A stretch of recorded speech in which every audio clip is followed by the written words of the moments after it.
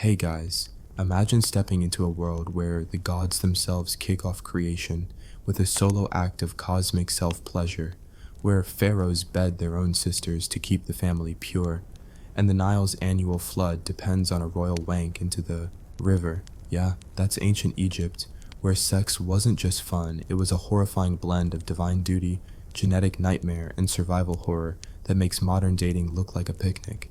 Before you get comfortable, please hit like and subscribe, but only if you truly enjoy what I do. Drop a comment telling me where you're tuning in from and what time it is for you. It's always fascinating to see who's joining us from around the world. Now dim the lights, maybe turn on a fan for that soft background hum, and let's dive together into today's journey. Ancient Egypt, the land of pyramids, pharaohs, and enough golden bling to make a rapper jealous.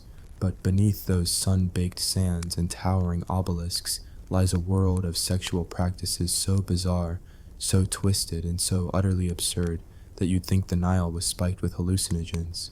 We're talking about a civilization where sex wasn't just a private romp. It was woven into the fabric of religion, power, and daily survival, often in ways that would make your hair stand on end. Picture this. You're a lowly peasant scraping by in the scorching heat. Your life dictated by the whims of gods who couldn't keep it in their divine pants.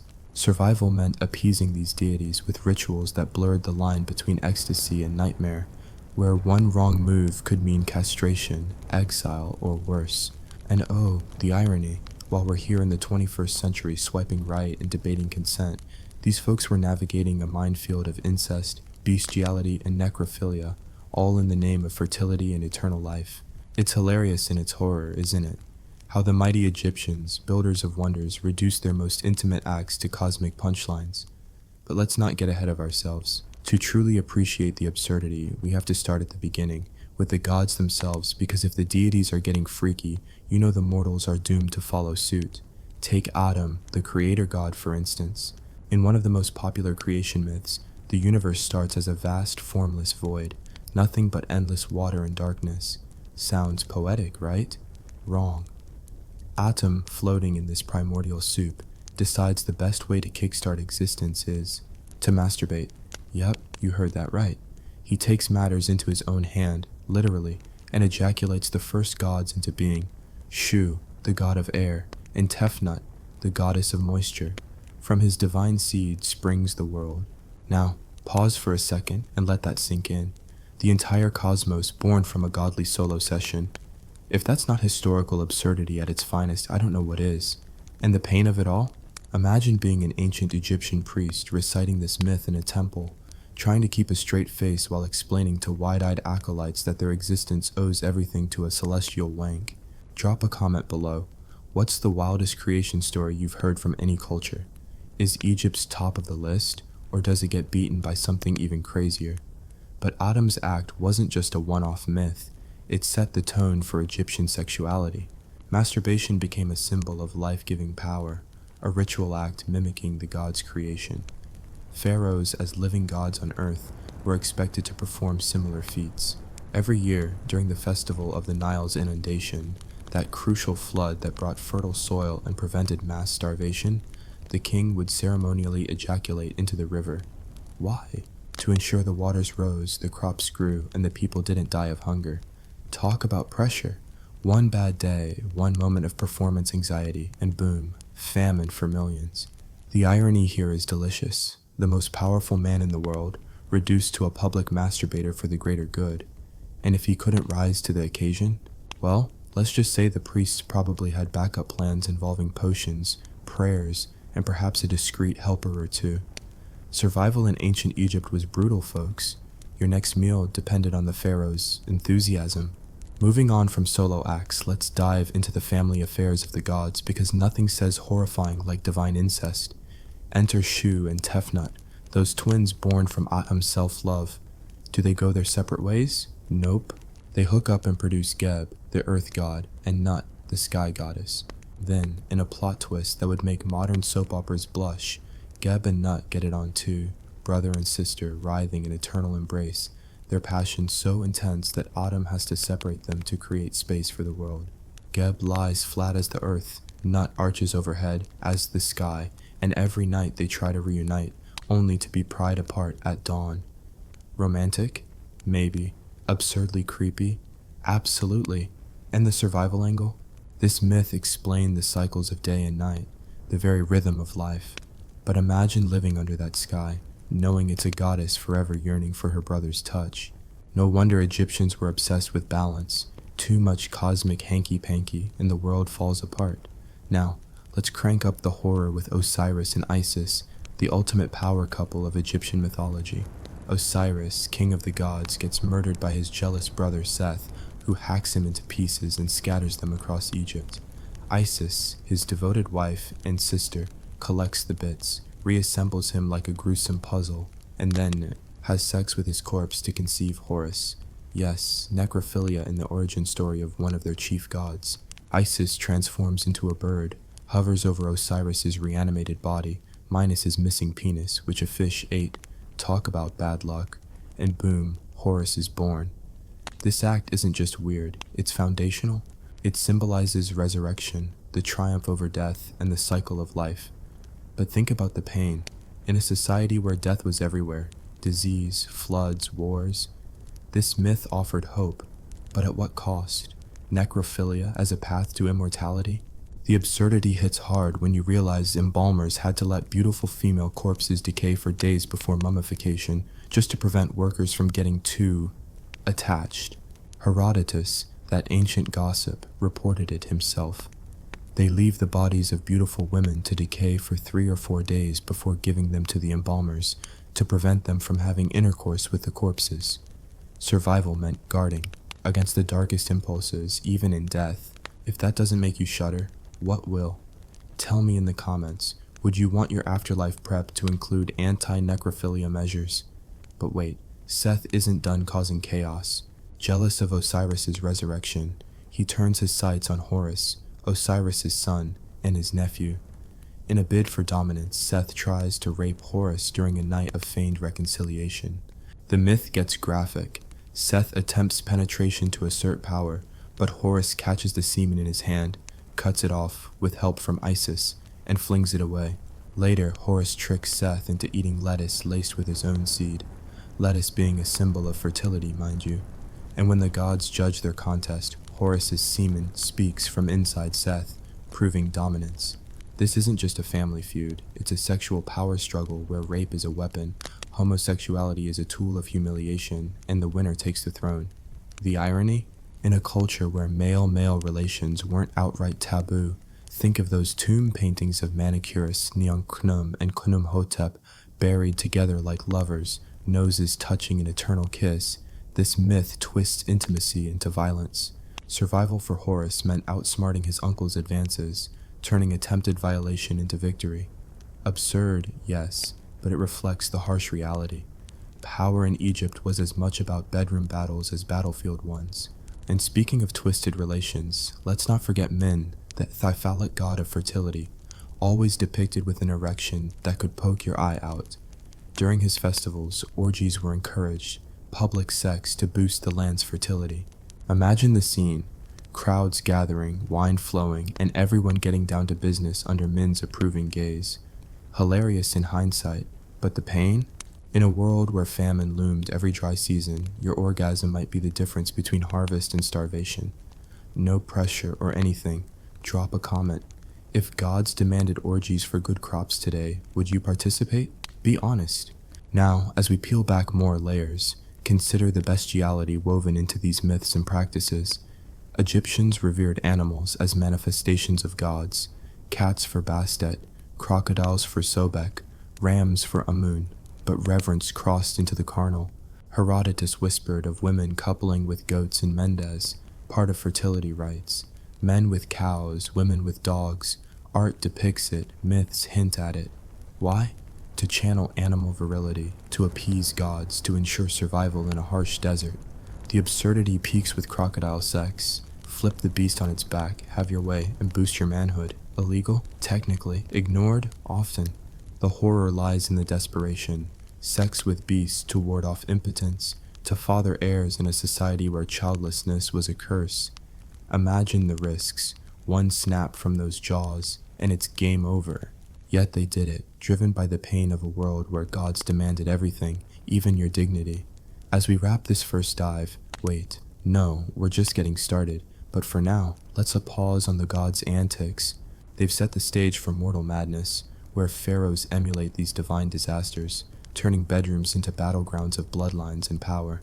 In the next part, we'll uncover how kings married sisters, daughters, even mothers, spawning genetic freaks like poor Tut, club-footed and malaria-ridden, all for purity. The sarcasm writes itself. Pure blood? More like pure horror. But before we go, hit that comment section. Share your thoughts on these godly romps. Did Adam's masturbation myth blow your mind? Or is Seth's rape attempt the real shocker? And if you're hooked on this sarcastic stroll through history's nightmares, stay tuned for part 2. Until then, sleep tight, preferably without dreaming of cosmic ejaculations. Alright, buckle up, because we're diving back into the sun-scorched, sand-swept, and seriously screwed-up world of ancient Egyptian sexual practices. If you thought the gods were a hot mess with their cosmic wanks, incestuous romps, and necrophilic side quests, wait until we get to the mortals. Pharaohs, priests, and peasants who took divine dysfunction and turned it into a lifestyle. This is part 2 of our sassy, sarcastic plunge into history's most horrifying bedroom antics, where survival meant navigating a world where your sister was your wife, your priest was your pimp, and your fertility was everybody's business. Let's crank up the irony and wade through the absurdity, because ancient Egypt didn't just build pyramids, it built a legacy of sexual nightmares that'll make you glad you're watching this from the safety of your modern couch. Drop a comment as we go. What's the most unhinged thing you've learned about ancient Egypt so far? Let's see who's keeping up with this wild ride. We left off with the gods setting a terrible example. Adam jerking off the universe, Isis banging her dead husband's corpse, Seth trying to dominate Horus with a bedroom assault. But now, let's zoom in on the pharaohs, those so-called living gods who decided, hey, if the deities can be this depraved, why can't we? Enter the royal family, where the family tree looks less like a tree and more like a tangled ball of yarn after a cat's had its way with it. Incest wasn't just a quirk in ancient Egypt, it was state policy, a sacred duty wrapped in gold and justified by divine precedent. Pharaohs married their sisters, daughters, and sometimes even their mothers to keep the bloodline pure, and the gods happy. Because nothing screams divine favor like a dynasty of genetic disasters, right? Take Akhenaten, the heretic king with his elongated skull and alien-like vibe. He married his sister Nefertiti, and they popped out 6 daughters, some of whom he likely married too. The result?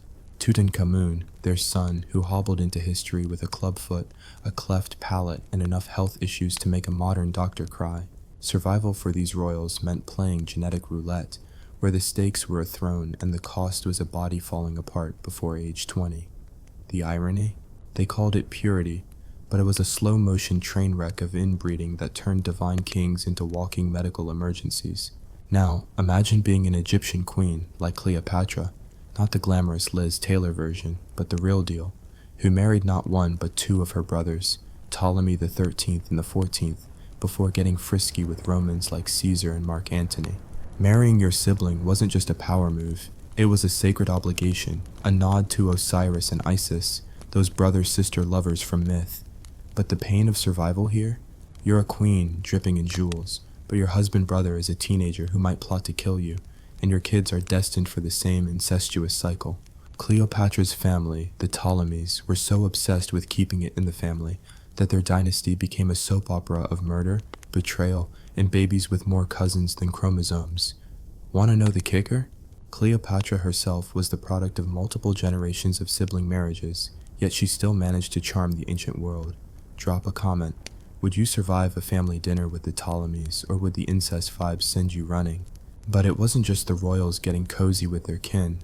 The nobility followed suit, marrying cousins and siblings to secure alliances and estates. Papyrus records from Deir el-Medina, a workers' village, show brothers and sisters tying the knot like it was no big deal. Why?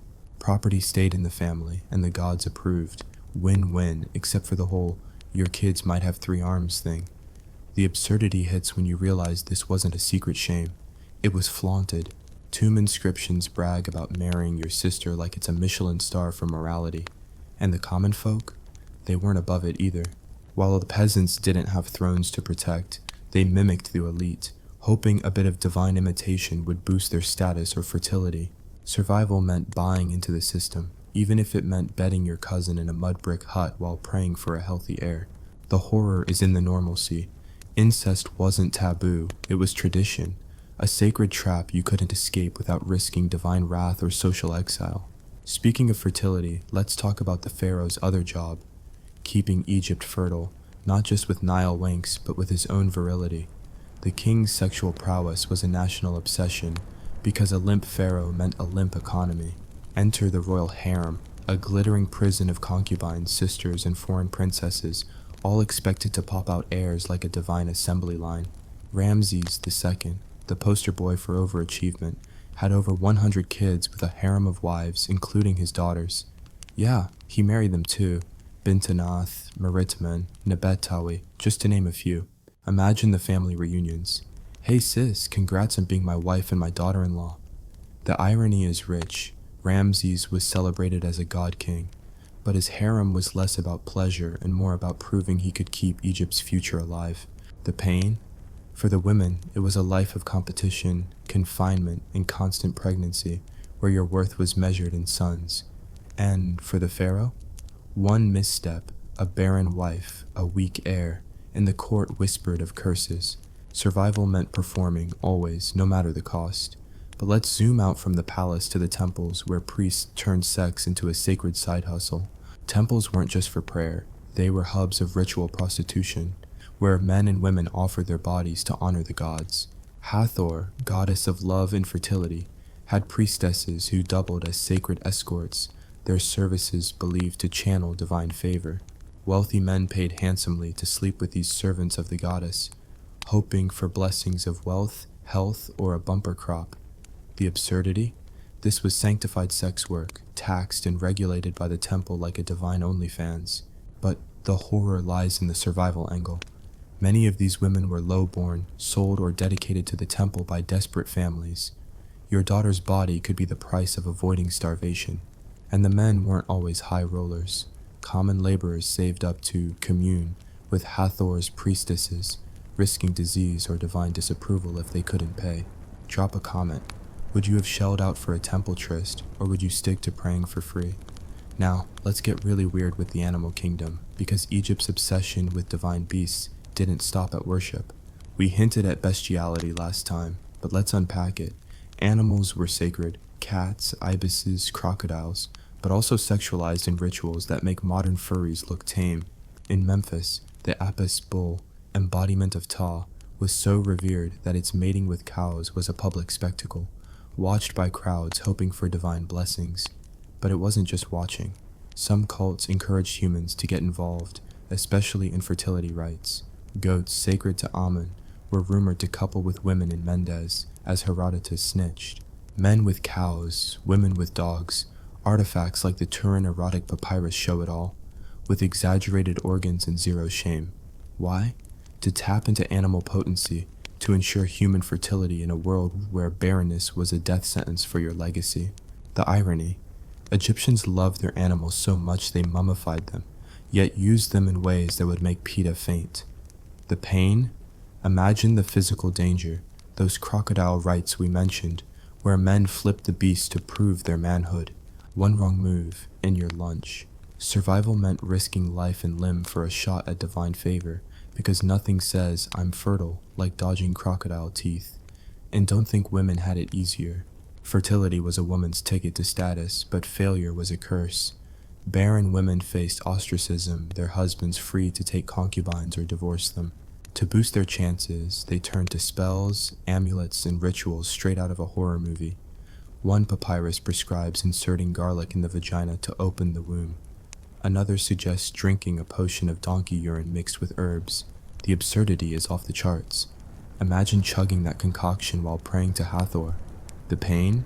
These remedies often made things worse, causing infections or poisoning. And if you did conceive, childbirth was a gamble.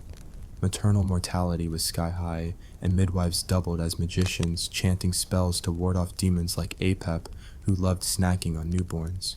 Survival for women meant enduring a gauntlet of superstition, pain, and societal pressure, all while hoping the gods noticed your garlic-stuffed suffering. As this chapter of Egypt's intimate history wraps up, remember the younger generations caught in its customs. Early unions were arranged, sometimes within the family, as a way to strengthen household ties. Boys weren't spared. Young princes like Tut were married off early to cement alliances, their prepubescent bodies expected to perform like gods. The horror is in the innocence lost. The irony is in the legacy. Egypt's glory came at the cost of its children's childhoods. Drop a comment. What's more horrifying, the royal inbreeding or the child marriages? And stick around for part 3, where we'll explore the darker corners of Egyptian sex. Think mummification kinks, aphrodisiac disasters, and the peasants who got creative in the shadow of the pyramids. Until then, keep those comments coming, and let's pray we never have to survive a night in ancient Egypt's bedrooms. Here we go, diving back into the sun-blasted, sweat-soaked, and downright deranged world of ancient Egyptian sexual practices for part 3 of our wild ride through history's most unhinged bedroom antics. If you thought divine masturbation, royal incest, and crocodile couplings were the peak of absurdity, brace yourself, because the deeper we dig into the sands of Egypt, the weirder it gets. We're talking mummification fetishes, aphrodisiac concoctions that could kill you, and peasants getting freaky in ways that make the pharaohs look tame. This is a world where sex wasn't just pleasure or procreation. It was a high-stakes game of survival, wrapped in superstition, smeared with irony, and served with a side of cosmic dread. So, grab your metaphorical torch, leave your modern sensibilities at the door, and let's stumble through the next layer of this historical horror show. Drop a comment as we go. What's the most jaw-dropping thing you've learned so far about Egypt's sexual chaos? Let's see who's still brave enough to keep up. Let's start with the afterlife, because in ancient Egypt, death didn't mean the party was over, it just got creepier. The Egyptians were obsessed with eternal life, and their sexual practices followed them right into the tomb. Mummification wasn't just about preserving bodies, it was about prepping you for an eternity of divine hookups. Wealthy men and women were buried with erotic figurines, ushabti with exaggerated genitals ready to serve in the afterlife's bedroom. Why? Because the Field of Reeds, Egypt's version of paradise, wasn't all harp playing and cloud lounging. It was a place where you'd need to keep the fertility game going forever.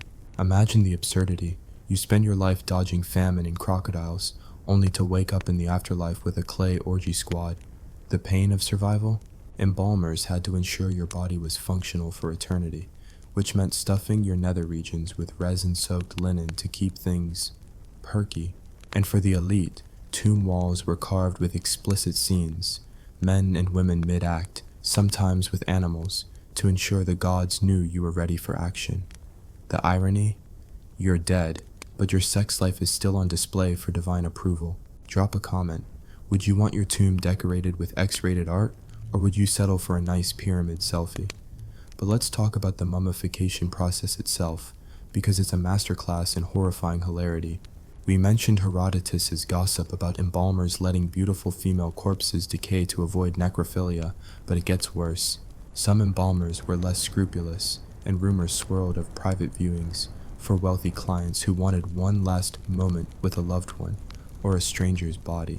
Papyrus records hint at bribes to secure fresh corpses for rituals that blurred the line between mourning and madness. The pain here is visceral. Imagine your family paying to preserve your body, only for some creepy embalmer to take liberties. The absurdity? This wasn't entirely taboo. Sex with the dead was seen as a way to channel their spirit, to keep their essence alive. Survival meant ensuring your loved one's soul reached the afterlife, even if it cost their dignity. And for the living, the obsession with death seeped into daily life. Couples visited tombs for fertility blessings, making love near mummies to borrow their potency. Picture it. You're trying to conceive, so you sneak into a necropolis, dodge the priests, and get busy next to a 3,000-year-old corpse. Romantic, right? Tell me in the comments, would you risk a tomb tryst for a baby, or is that a hard pass? Now, let's shift to the living and their desperate quest for sexual prowess, because in Egypt, impotence was worse than death. Men faced insane pressure to perform. Pharaohs needed heirs, peasants needed sons to work the fields, and everyone needed to appease the gods. Enter the world of aphrodisiacs, where the line between medicine and poison was razor thin. Papyrus Ebers, a medical text, lists recipes that sound like a witch's brew gone wrong, crocodile dung mixed with honey, applied to the penis to strengthen the member. Or how about ground lotus root stirred into beer, guaranteed to make you a bedroom god, or at least make you hallucinate one. Women weren't spared. They were prescribed vaginal suppositories of acacia gum and sour milk to tighten things up. The irony? These remedies often caused infections, sterility, or straight-up death. The pain of survival? You're a farmer, your wife's barren, and your only hope is a potion that might kill you both. Yet they kept at it, because childlessness was a social death sentence. Drop a comment. What's the worst cure you've ever heard of, ancient or modern? Does Egypt's dung lube take the cake? And speaking of desperation, let's talk about the peasants, because while pharaohs and priests had harems and temples, the common folk had to get creative. Life in a mud brick village was no picnic. Floods, famines, and disease meant survival was a daily grind. Sex was their escape, but also their duty to produce kids, to honor the gods, to keep the Nile's magic flowing. Without access to fancy rituals, peasants turned to folk magic and DIY fertility rites. Women wore amulets shaped like penises or vulvas, tucked under their linen skirts for luck. Men carved crude phallic charms from wood, praying to men for stamina. And then there were the village orgies, unofficial but winked at by local priests. During harvest festivals, entire communities would get drunk on barley beer, dance under the stars, and pair off in the fields, mimicking the gods' cosmic couplings. The absurdity is glorious. You're a dirt poor farmer, but your orgasm is a sacred act to keep the crops growing. The horror? No privacy, no consent, just a communal free-for-all where refusal might mark you as cursed. And if you were caught slacking, gossip spread faster than Nile floods, and a barren label could ruin you. Survival meant joining the party whether you wanted to or not. Share in the comments. Would you survive a village orgy, or would you fake a fever to skip it? We also need to remember the younger generation, because Egypt's social customs reached them too. Boys weren't much better off. Young teens were expected to prove their manhood, sometimes in public festivals where they'd perform to honor fertility gods like men. Boys weren't much better off. Young teens were expected to prove their manhood, sometimes in public festivals where they'd perform to honor fertility gods like men. The pain is heartbreaking.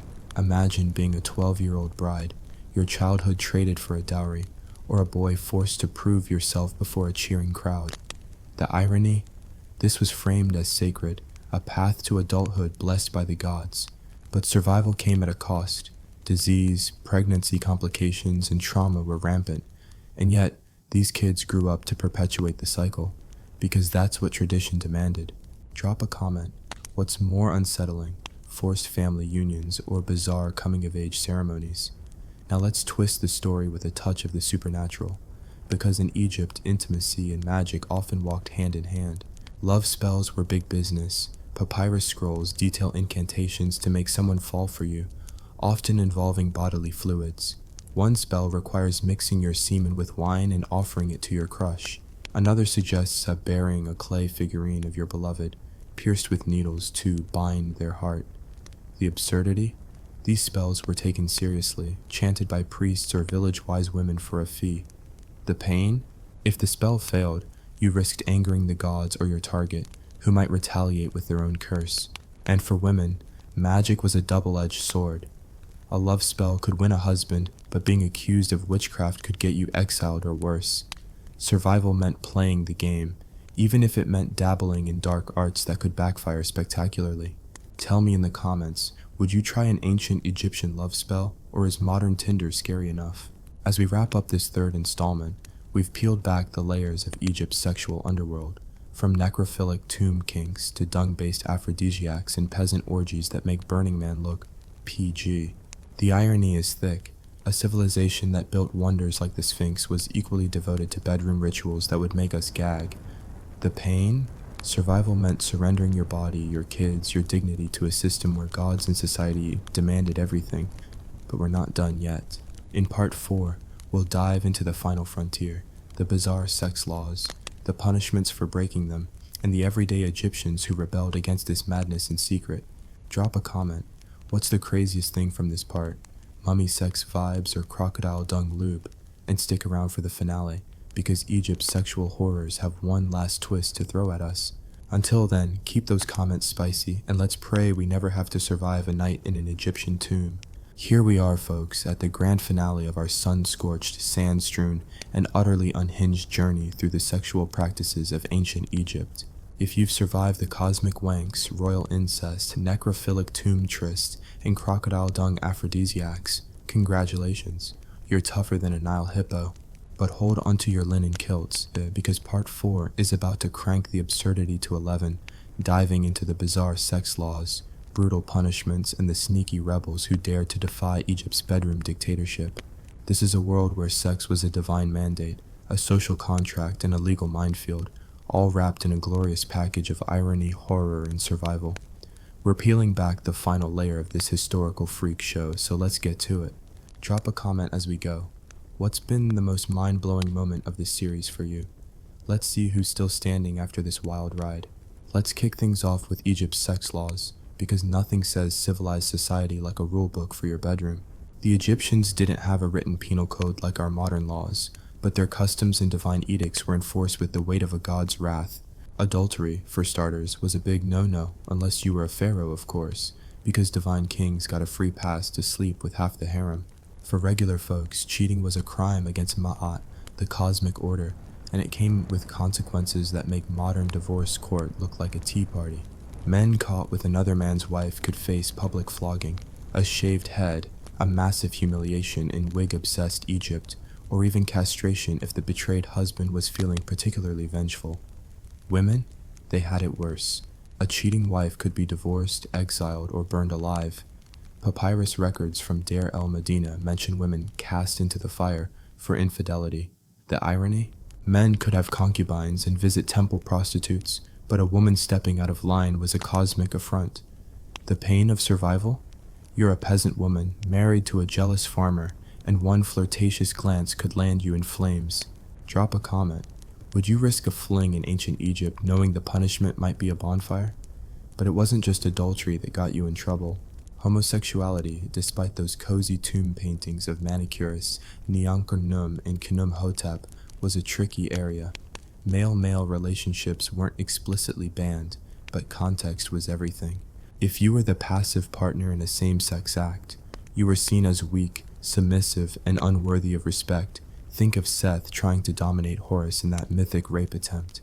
A papyrus from the New Kingdom tells of a man exiled for being taken by another, his social status ruined. Women, meanwhile, are barely mentioned in same-sex contexts, but one spell in the Book of the Dead warns against women lying with women in the afterlife, suggesting it was frowned upon. The absurdity?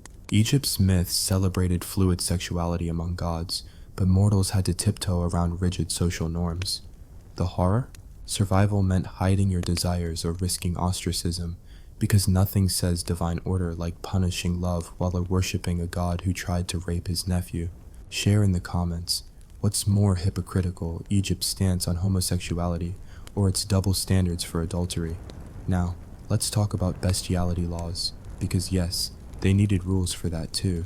We've already covered the goat coupling in Mendes and crocodile flipping fertility rites, but these weren't just quirky rituals. They were tightly regulated. Herodotus, our favorite ancient snitch, notes that bestiality was technically illegal outside specific cult practices, but enforcement was spotty. If you were caught with a non-sacred animal, say a random donkey instead of a holy bull, you could face execution or mutilation. A tale from the late period describes a man stoned for defiling a cow not dedicated to Hathor. The irony is delicious. Screw a sacred goat, and you're a pious worshipper. Screw a regular goat, and you're a dead man. The pain? Survival meant knowing which animals were divine and which were off limits, a distinction that could change depending on the local priest's mood. And for women, the stakes were higher.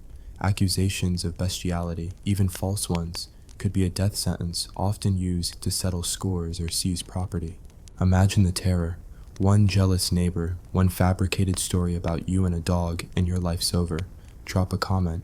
How would you navigate a world where your survival depends on knowing which animals are sacred enough to sleep with? Punishments weren't just about keeping order.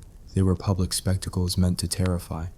Take rape, which was surprisingly addressed in Egyptian law, though not in the way we'd hope. If a man raped a free woman, he might lose his nose or be exiled, but only if the woman's family had clout. Slaves or low-born women? Tough luck. Rape was often ignored unless it disrupted a powerful household. One papyrus recounts a nobleman raping a servant, only to be fined a few sacks of grain, because apparently that's the price of dignity. The absurdity? Priests preached about Ma'at's balance while the powerful got away with everything. The horror? For women, survival meant staying invisible, because drawing attention could make you a target. And for men, false accusations were a weapon. Rivals could claim you defiled their daughter, landing you in a labor camp or worse. Tell me in the comments, what's more horrifying, the lax punishment for rape or the fact that grain sacks could settle the score? But amidst this madness, there were rebels, everyday Egyptians who said screw the system and carved out their own paths. Take the women of Deir el-Medina, that workers' village we mentioned. Papyrus records show them sneaking off with lovers, bribing priests to look the other way, or using contraceptive pessaries, mixtures of acacia gum and crocodile dung, because apparently dung was the Swiss army knife of Egyptian sex. These women weren't just surviving, they were gaming the system, risking flogging or exile for a taste of freedom. Men, too, had their tricks. Some bribed temple prostitutes for private blessings outside official rituals, while others carved secret love poems on ostraca, pottery shards, declaring passion for forbidden lovers. One shard reads, "My heart burns for you, like the sun on the desert," likely written by a laborer who couldn't afford to marry his crush. The irony? In a society obsessed with divine sex, these rebels found humanity in their defiance, stealing moments of love in the shadow of the gods' rules. The pain? Get caught and you're facing a whip, a curse, or a one-way ticket to the afterlife. Drop a comment. Would you be a rebel in ancient Egypt, or would you play by the rules to survive? Let's not forget the kids, because Egypt's sexual laws didn't spare them either. As mentioned earlier, very early marriages were a normal part of society, but the legal framework around them was harsh. If a girl lost her value before marriage, say through assault or choice, she could be disowned or worse. Boys faced pressure too. Young teens were sometimes forced into temple rituals, offering their bodies to gods like men to prove manhood. A papyrus from Thebes describes a boy whipped for refusing a public fertility rite, his family shamed for his weakness. The absurdity? This was framed as divine duty, not exploitation. The horror? A papyrus from Thebes describes a boy whipped for refusing a public fertility rite, his family shamed for his weakness. The absurdity? This was framed as divine duty, not exploitation. The horror? As we near the end, let's zoom out to the big picture. Egypt's sexual practices were a mirror of its world, beautiful, brutal, and batshit crazy. The same culture that gave us the pyramids and hieroglyphs also gave us a legal system where your bedroom was everyone's business, where gods demanded orgies, and where survival meant playing along or risking everything. The irony is almost poetic. A civilization that worshipped life created a sexual culture that could crush it. The pain? Every man, woman, and child was trapped in a system where desire was both sacred and a shackle. And yet, those rebels, those lovers, poets, and secret romantics remind us that even in history's darkest corners, people found ways to fight back, to love, to live. So, as we wrap this 4-part saga, let's raise a glass of non-donkey urine beer, please, to ancient Egypt, a place where sex was a cosmic drama, a survival tool, and a legal tightrope. Drop a comment. What's the most insane thing you've learned from this series? Was it the pharaoh's Nile wank, the necrophilic tomb vibes, or the fact that crocodile dung was the MVP of Egyptian sex? And if you've loved this sarcastic, horrifying dive into history, let me know what ancient culture we should tackle next. Babylon? Rome? Mesopotamia? The comment section is your stage, so tell me where you're tuning in from and what's got your mind blown. Until next time, stay safe, stay sane, and thank the gods you're not surviving ancient Egypt's bedroom nightmares. The comment section is your stage, so tell me where you're tuning in from and what's got your mind blown. Until next time, stay safe, stay sane, and thank the gods you're not surviving ancient Egypt's bedroom nightmares. The comment section is your stage, so tell me where you're tuning in from and what's got your mind blown. Until next time, stay safe, stay sane, and thank the gods you're not surviving ancient Egypt's bedroom nightmares. Imagine this, a king crowned in gold, ruling an empire with an iron fist, yet kneeling at the feet of his mistress, begging for her whispers to guide his throne. These women weren't queens. They were the shadows pulling strings, turning kingdoms into their personal playgrounds of power, passion, and peril. Welcome to the absurd, agonizing world of royal mistresses who didn't just share beds, they seized scepters. Picture the irony. Men who conquered nations, utterly conquered by a sly smile and a strategic seduction. But beneath the silk sheets lay the pain of survival, poison plots, exile threats, and the constant dance on the edge of execution. Drop a comment below. Who's your favorite historical power behind the throne figure, and why? Let's see if they make the cut in this tale. Now, let's plunge into the velvet-draped nightmare of history, where love was a weapon and mistresses were the deadliest queens never crowned. We start our sardonic stroll through time with ancient roots, because even the pharaohs couldn't resist a side dish of scandal. Take Hatshepsut, Egypt's female pharaoh who ruled as a man, but rewind to her predecessor, Thutmose II, and the shadowy women who influenced the throne before her. In the sun-baked palaces along the Nile, mistresses weren't just lovers. They were survival strategists in a world where one wrong alliance meant a crocodile's lunch. Imagine being Senenmut, Hatshepsut's architect and rumored paramour. Whispers say he fathered her daughter, but officially he was just building temples. The absurdity?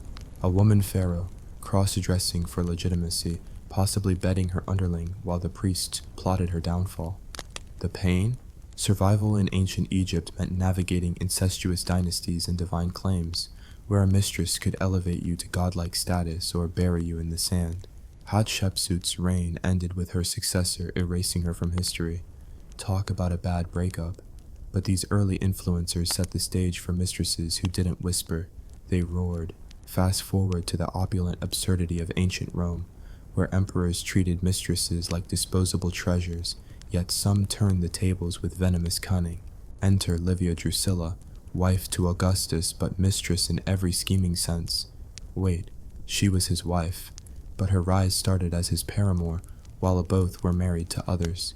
Augustus divorced his wife the day she gave birth, then married Livia, who conveniently miscarried any rivals. The irony? Rome's first emperor, preaching family values in his moral reforms, built his empire on adultery and ambition. Livia allegedly poisoned figs to clear the path for her son Tiberius, surviving scandals that would sink lesser souls. Picture the pain. In a world of gladiatorial games and senatorial stabbings, a mistress had to outwit assassins, fake pregnancies, and endure the emperor's wandering eye. Survival meant poisoning your way to the top, because one slip, and you're exiled to an island or fed to the lions. Drop a comment. Would you poison a fig for power, or is that too fruity for your taste? But Rome's real mistress, Maestro, was Messalina, wife to Claudius but infamous for her extracurricular empire building. This nymphomaniac noble allegedly challenged a prostitute to an all-night sex marathon, winning with 25 partners while her husband snoozed. The absurdity peaks when she married her lover Silius in a mock ceremony, plotting to overthrow Claudius. Claudius, that stuttering scholar emperor, executed her, but not before she begged for mercy in the gardens. The pain of survival? Messalina navigated a court where emperors were gods but women were pawns, until they weren't. Her downfall highlights the razor edge, seduced too boldly, and the Praetorian Guard comes knocking. Yet her legacy? A symbol of how mistresses could shake the foundations of the eternal city, turning bedrooms into battlefields, shifting sands to medieval Europe, where chivalry cloaked the chaos, and mistresses wielded influence like hidden daggers. Agnes Sorel, mistress to Charles VII of France, struts in as the Dame de Beauté, gifted a castle for her charms. This commoner beauty inspired the king to reclaim France from the English during the 100 Years' War. Joan of Arc got the glory, but Agnes got the gowns. The irony? Charles, dubbed the Victorious, was a depressed lump until Agnes whipped him into shape, literally advising on military campaigns while modeling the first exposed breast fashion. Absurd, right? A king's paramour dictating war strategy between trysts. But the pain? Agnes survived 4 illegitimate kids, court jealousy, and mercury poisoning. likely from rivals who couldn't stand her sway. In an era of plague and perpetual war, survival meant charming your way past assassins, because one tainted goblet and your beauty fades forever. Her death at 28, possibly murdered, underscores the mistress's plight. Power without protection, influence without inheritance. Not far off, in the misty isles of England, we meet Rosamond Clifford, fair Rosamond, mistress to Henry II. Henry built her a labyrinthine bower to hide from Queen Eleanor of Aquitaine. Talk about a hedge fund for infidelity. The absurdity? Eleanor, that powerhouse queen who led crusades and birthed dynasties, allegedly found Rosamond and forced her to choose dagger or poison. Legend says poison won, but history whispers natural causes. The pain of survival in Plantagenet England? Mistresses like Rosamond navigated a world of baronial revolts and royal rages, where bearing bastard sons might elevate you or mark you for murder. Henry's court was a viper's nest, and Rosamond's hidden life highlights the isolation. Luxury and seclusion, but one wrong turn in the maze, and your history's footnote. Venturing east to the Byzantine Empire, where intrigue was an art form, Theodora rises from circus performer to empress, but her mistress phase with Justinian was pure power play. As a low-born actress, code for courtesan, she captivated the future emperor, who changed laws to marry her. The irony? Justinian, codifier of Roman law, bent rules for a woman who once performed lewd skits with geese. Absurd historical theater. A mistress turned empress, co-ruling during the Nika riots, famously advising Justinian to stand firm with "purple makes a fine shroud." The pain? Survival in Constantinople meant dodging plagues, plots, and patriarchal priests who decried her past. Theodora reformed laws for women, banning forced prostitution, drawing from her own horrors. In a world of chariot races turning into revolutions, a mistress had to be tougher than the emperor, because failure meant not just death, but damnation in the annals. Back to France, where the Renaissance bloomed with bedroom politics, Diane de Poitiers emerges as the moon goddess to Henry II's son. 20 years his senior, this widow seduced the teenage Dauphin, becoming his lifelong mistress despite his marriage to Catherine de' Medici. The absurdity? Diane ran the kingdom from her chateau, signing state documents, while Catherine seethed in the shadows. Henry even gave Diane the crown jewels. Talk about bling over blood, but the pain of survival? Diane outlived assassination attempts, court whispers calling her a witch, and the jousting accident that killed Henry. His lance splintered, piercing his eye. Poetic justice? In an age of religious wars and poison rings, mistresses like Diane balance on a tightrope of favor, knowing one fall meant exile or execution. Catherine eventually banished her, reclaiming the jewels, but Diane's legacy? A testament to how age and allure could conquer crowns. Crossing the Channel again, England's Tudor court was a mistress minefield, with Henry VIII's appetites devouring wives and lovers alike. Anne Boleyn started as mistress, ousting Catherine of Aragon with promises of a son. The irony? Henry reformed a church for her, only to behead her for failing to deliver. Absurd. A king who split from Rome for sex, then executed his prize for witchcraft and incest charges trumped up by rivals. The pain? Survival for Tudor mistresses meant producing heirs in a world of syphilis, sweat sickness, and scaffold steps. Anne's sister, Mary Boleyn, the great prostitute, bedded Henry first, surviving by fading into obscurity, wiser than her ambitious sibling. Drop a comment. Anne Boleyn, victim of history or architect of her own doom? Let's debate. But Henry's daughter Elizabeth Wooner flipped the script, using rumored mistresses' tactics without the title. Her favorite Robert Dudley whispered policies in her ear, but she remained the Virgin Queen, wielding celibacy as a weapon. The absurdity? A queen playing mistress to her own court, dangling marriage prospects to control Europe while Dudley pined. The pain of survival? Elizabeth dodged assassination plots, smallpox scars, and pressure to wed, knowing a husband might steal her throne. In an era of armada invasions and religious strife, her mistress game kept England afloat. Ironic, since her father's mistresses taught her the dangers. As we wrap this first act of Royal Rendezvous, we've skimmed the ancient and medieval mistresses who turned whispers into wars, surviving absurdities that would break modern spines. From Nile seductresses to Tudor temptresses, these women danced with death for a sliver of power. But oh, the Renaissance and Enlightenment await with even juicier scandals. Think Versailles vixens and Russian romps that redefined empires. Drop a comment. Which mistress from this part would you want as your historical BFF, and why? Stay tuned for part 2, where the wigs get bigger, the plots thicker, and the survival stakes sky high. Until then, ponder this. In history's Game of Thrones, the mistresses often held the real aces.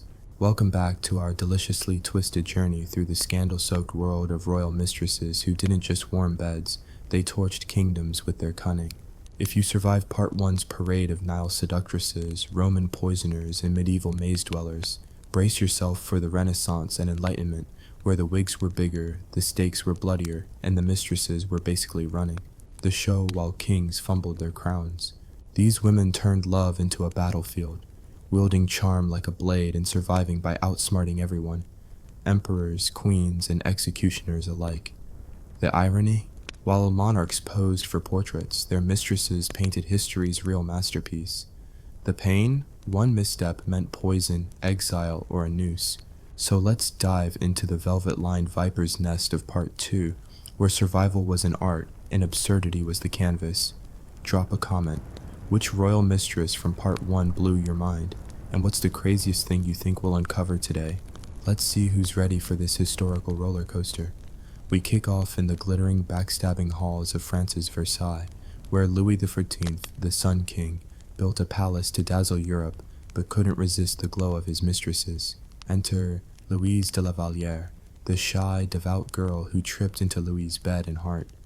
This wasn't your typical seductress. She limped from a childhood injury and blushed at court gossip. Yet, she birthed 4 of Louis's kids, surviving the Shark Tank of Versailles by playing the innocent. The absurdity? Louis, who demanded absolute control, let Louise influence his early reign, gifting her titles while Queen Maria Theresa gritted her teeth. The pain? Survival meant enduring court vipers who mocked her limp and plotted her fall. Louise eventually fled to a convent, trading silk for sackcloth, because in Versailles, even a mistress's victory lap ended in exile. Imagine the stress. You're the king's favorite, but every banquet is a chance for poison in your wine. Drop a comment. Would you trade a palace for a nunnery to escape court drama, or fight for the Sun King's favor? But Louise was just the warm-up act. Enter Athénaïs de Montespan, the firecracker who shoved Louise aside with her wit, curves, and zero chill. Athénaïs didn't just sleep with Louis XIV. She ran his court like a CEO, birthing 7 kids and securing them noble titles. The irony? This uncrowned queen threw lavish parties to mask her influence, while priests decried her as a devil's pawn.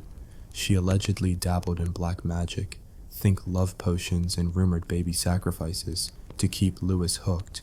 The affair of the poisons, a 1670s scandal, nearly sank her when witches and nobles were busted for selling toxins, with whispers pointing to Athénaïs. The pain of survival? She dodged execution, but lost Louis to a governess, Madame de Maintenon, who traded sultry for saintly and married him in secret. In a world of smallpox, religious wars, and court cabals, Athénaïs survived by outshining everyone, until the king's eye wandered. Tell me in the comments, was Athénaïs a mastermind or a magician gone too far? Across the Channel, England's Restoration era brought its own mistress mayhem under Charles II, the merry monarch who loved a good romp. Nell Gwynn, a witty actress plucked from London's theaters, became his star mistress. She started selling oranges, then hearts, charming Charles with quips like "I'm the Protestant whore," to jab at her Catholic rival Louise de Querouaille.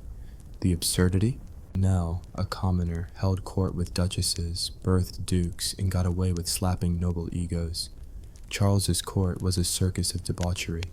Think masked balls and secret passages, yet Nell's survival hinged on her humor and hustle. The pain? She dodged assassination plots and syphilis, a royal gift that killed many a mistress. When Charles died, Nell was left scraping by, her charm no match for creditors. In an age of civil war scars and plague outbreaks, survival meant staying in the king's bed longer than his patience or his health. Drop a comment.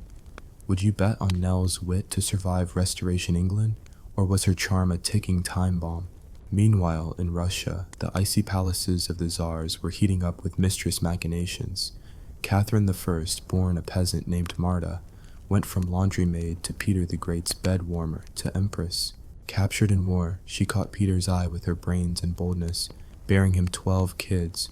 Most didn't survive. Ouch. The irony? Peter, a brutal reformer who modernized Russia, was tamed by a woman who scrubbed his socks. Marta, renamed Catherine, co-ruled during his campaigns, advising on war while dodging noble plots to oust her. The pain of survival? In a court of beheadings and Siberian exiles, she faced whispers of witchcraft and betrayal, especially from Peter's first wife, Eudoxia.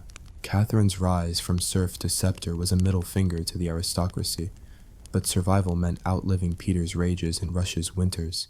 When he died, she seized the throne, proof that mistresses could outplay czars. Share in the comments. Would you dare climb from peasant to empress, or is Russia's court too cold for you? Back in France, Louis XV took mistress mania to new heights with Madame de Pompadour, the bourgeois beauty who redefined power. Born Jean Poisson, yes, fish, ironic for a court shark, she snagged Louis with her brains, not just her looks.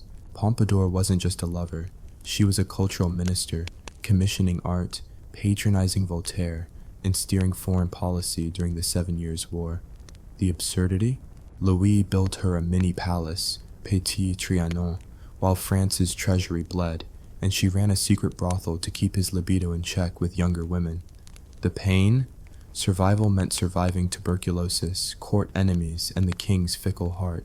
Pompadour died at 42, exhausted but untouchable, her influence outlasting her pulse. In an era of guillotine whispers and colonial losses, she played chess with a kingdom's fate, proving mistresses could outshine queens. Drop a comment. Was Pompadour's brain her real weapon, or did her charm carry the crown? Over in Spain, the Habsburg court was a hotbed of inbreeding and intrigue, but mistresses still stole the spotlight. Maria Luisa de Parma, wife to Charles IV, was rumored to have her own favorite, Manuel Godoy, a low-born soldier who rose to prime minister. The irony? Charles, a clueless king obsessed with hunting, let Godoy run Spain while Maria Luisa pulled his strings. Godoy negotiated treaties, survived assassination attempts, and bedded the queen, allegedly, while dodging her husband's oblivious gaze. The pain of survival? Maria Luisa faced a court of fanatical priests and rebellious nobles, plus Napoleon's looming shadow. When Spain collapsed into chaos, Godoy was exiled and Maria Luisa died disgraced. In a world of inquisition, fires, and imperial decline, a mistress's power was a tightrope over a pit of pikes. Tell me in the comments, would you play Godoy's game, betting a queen to rule a kingdom, or is Spanish intrigue too spicy? Jumping to the Ottoman Empire, where harems were political powerhouses, Roxolana rewrote the mistress manual. Born a Ukrainian slave, she became Suleiman the Magnificent's favorite, then his wife, a first for a concubine. The absurdity? Roxolana, renamed Hurrem, went from harem girl to diplomatic mastermind, advising Suleiman during his conquests and securing her son's succession. She eliminated rivals like Mustafa, Suleiman's heir by another, through whispered plots, some say poison. The pain? Survival in the Topkapi Palace meant outwitting 300 concubines, eunuch spies, and a mother-in-law who loathed her. In an empire of janissary revolts and plague-ridden cities, Roxolana's rise was a miracle of manipulation.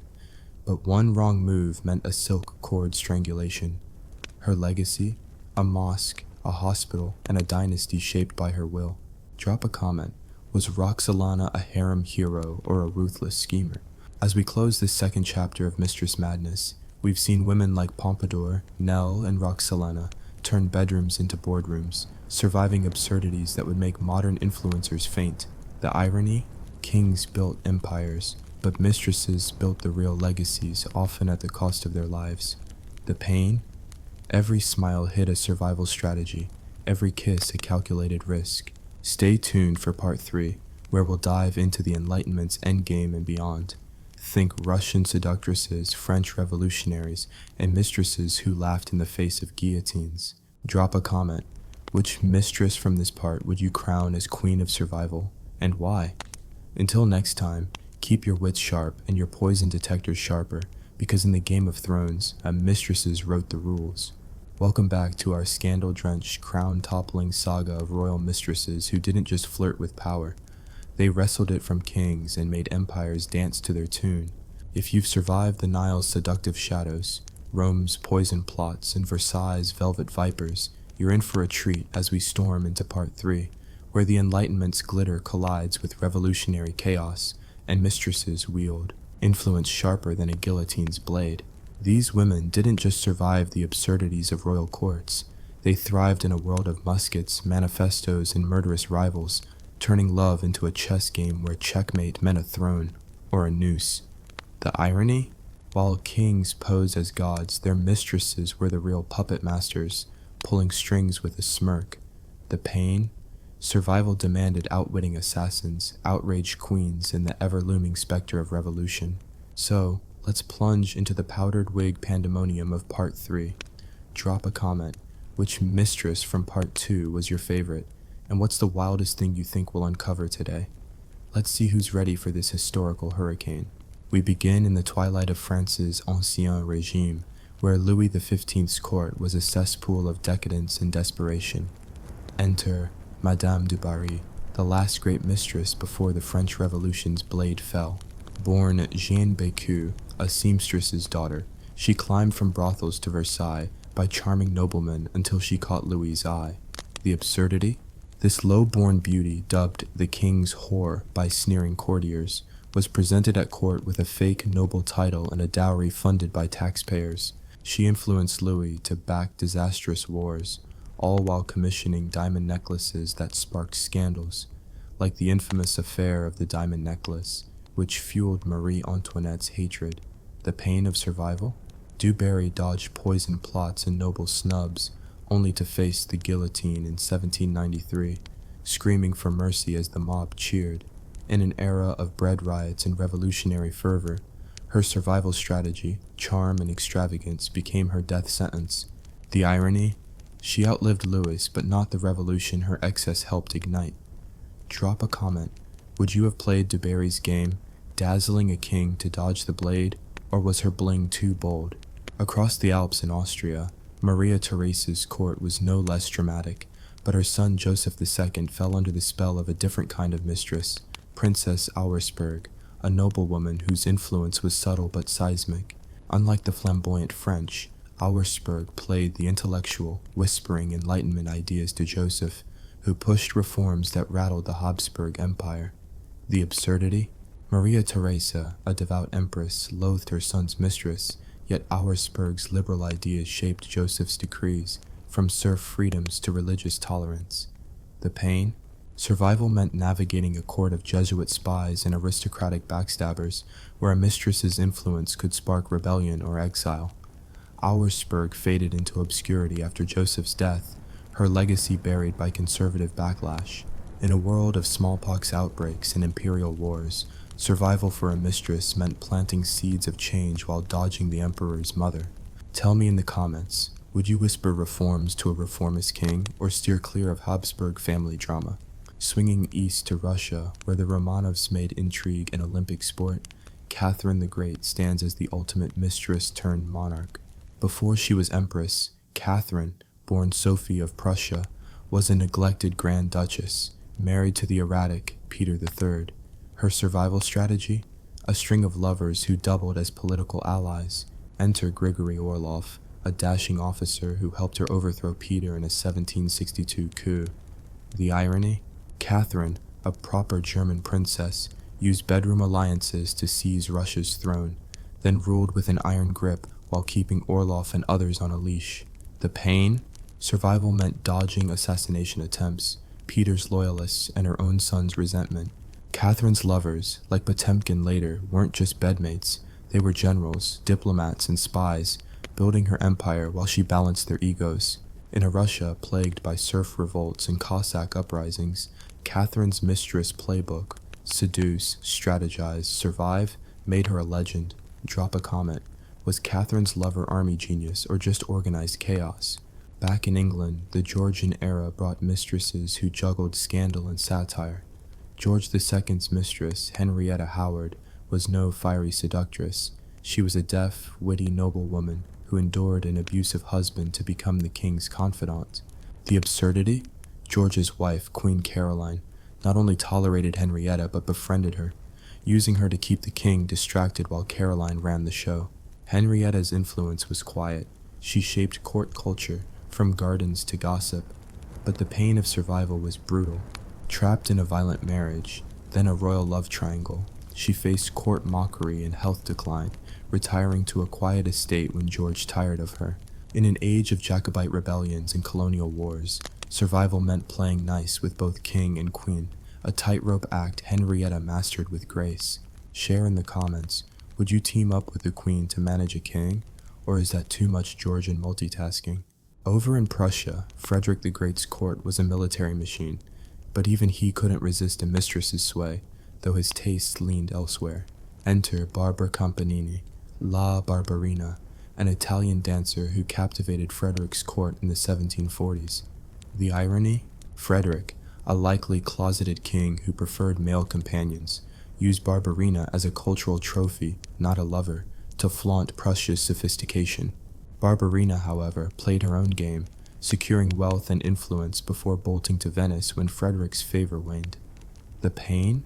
Survival in a militaristic court meant dodging spies, jealous nobles, and Frederick's volatile temper, all while performing pirouettes for a king who didn't better. In an era of 7 Years' War, carnage, and Enlightenment debates, Barbarina's dance was a metaphor for mistresses everywhere. Perform or perish. Drop a comment. Would you dazzle a king with art instead of a Moor? Or is Prussia's court too grim for showbiz? Back to France, where the storm of revolution loomed, Marie Antoinette herself played the mistress game, not as a king's lover, but as a queen with favorites. Her rumored affair with Count Axel Fersen, a Swedish noble, sparked gossip that fueled revolutionary pamphlets. The absurdity? Marie, vilified as a spendthrift, likely never slept with Fersen, but her flirtations and lavish gifts to favorites like the Princesse de Lamballe painted her as a royal mistress gone rogue. The pain of survival? In a France teetering on bankruptcy and rebellion, Marie's mistress antics, throwing masked balls while peasants starved, made her the revolution's poster child for excess. She faced the guillotine in 1793, her flirtations twisted into treason. Survival meant projecting untouchable glamour, but the mob's blades cared little for charm. Tell me in the comments, was Marie Antoinette a victim of gossip or her own reckless sparkle?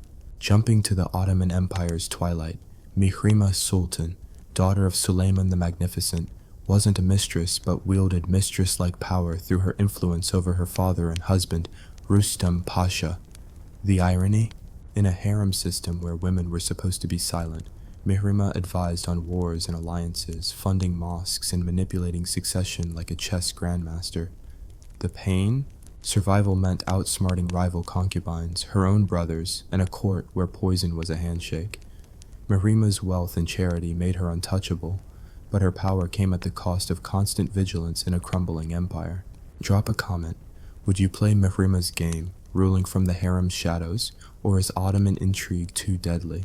As we wrap this third act of mistress mayhem, we've seen women like Dubarry, Catherine, and Mirima turn courts into their playgrounds, surviving absurdities that would make modern tabloids blush.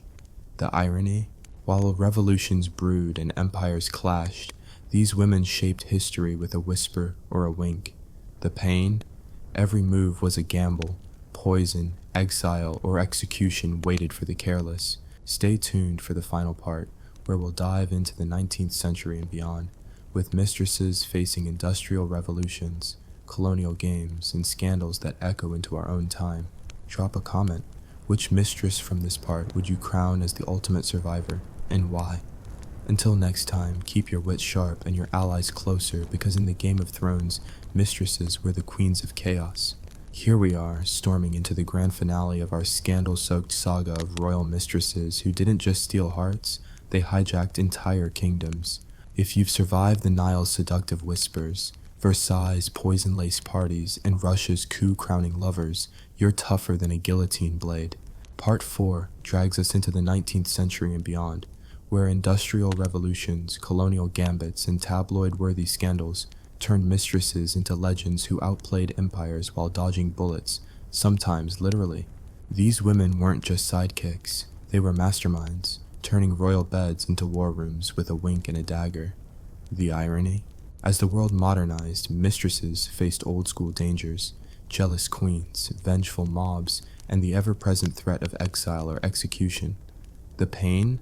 Survival meant navigating a chessboard where every move could be your last. So, let's dive into the final act of this historical circus. Drop a comment. Which mistress from part 3 was the ultimate power player, and what's the craziest thing you're expecting in this finale? Let's see who's ready for the last dance. We start in Napoleonic France, where the Corsican conqueror himself, Napoleon Bonaparte, met his match in Josephine de Beauharnais. Before she was empress, Josephine was his mistress, a widowed noblewoman 6 years his senior who captivated him with her Creole charm and bedroom diplomacy. The absurdity? Napoleon, who redrew Europe's map, was so smitten he wrote her cringeworthy love letters. I awake full of you. Your portrait and the memory of last night's intoxication have left my senses in turmoil. Yet Josephine, drowning in debts, juggled lovers to secure her status. The pain of survival? She faced Napoleon's rages when he discovered her affairs, plus the court's scorn for her barrenness, ironic since he later ditched her for a younger womb. In an era of guillotines and global wars, Josephine's survival meant charming a volatile general while dodging spies and smallpox. Her influence lingered even after divorce, shaping Napoleon's softer side. Drop a comment. Would you write love letters to keep an emperor? Or was Josephine's charm too risky a game? Across the Channel, England's Regency era was a mistress minefield under George IV, whose appetites rivaled his waistline. Enter Maria Fitzherbert, a Catholic widow who secretly married George when he was Prince of Wales, a union so scandalous it was illegal under anti-Catholic laws. The irony? George, a spendthrift playboy, was so obsessed with Maria he attempted suicide, or faked it, to win her back when she fled his debts and debauchery. Maria wielded quiet power, advising George on politics while dodging his wife, Caroline of Brunswick, who was no saint herself. The pain? Survival meant enduring public slander as the king's whore, and navigating a court split by George's feuds with Caroline. In an age of industrial unrest and Napoleonic wars, Maria's Catholic faith made her a target for mobs, yet she outlived George, retiring in style. Tell me in the comments, would you marry a prince in secret, or is Regency drama too much for you? Swinging to Russia, where the Romanovs kept the mistress game spicy, we meet Anna Lopukina, lover to Paul I, the paranoid Tsar assassinated in 1801. Anna, a noble woman, wasn't just a bedmate. She influenced Paul's erratic policies, from military reforms to anti-British alliances. The absurdity? Paul, obsessed with Prussian military pomp, let Anna sway his court while his mother, Catherine the Great, loomed as a disapproving shadow. The pain of survival? Anna faced exile threats from Paul's son Alexander and a court rife with poison plots and palace coups. In a Russia teetering on serf rebellions and Napoleonic invasions, Anna's survival meant playing muse to a madman while dodging daggers. Her influence faded after Paul's murder, but her legacy whispers of a woman who tamed a czar's chaos. Briefly, drop a comment. Would you risk loving a paranoid czar, or is Russia's court too deadly a dance? Back in France, the Second Empire under Napoleon III brought Lola Montez, the Irish dancer turned international femme fatale.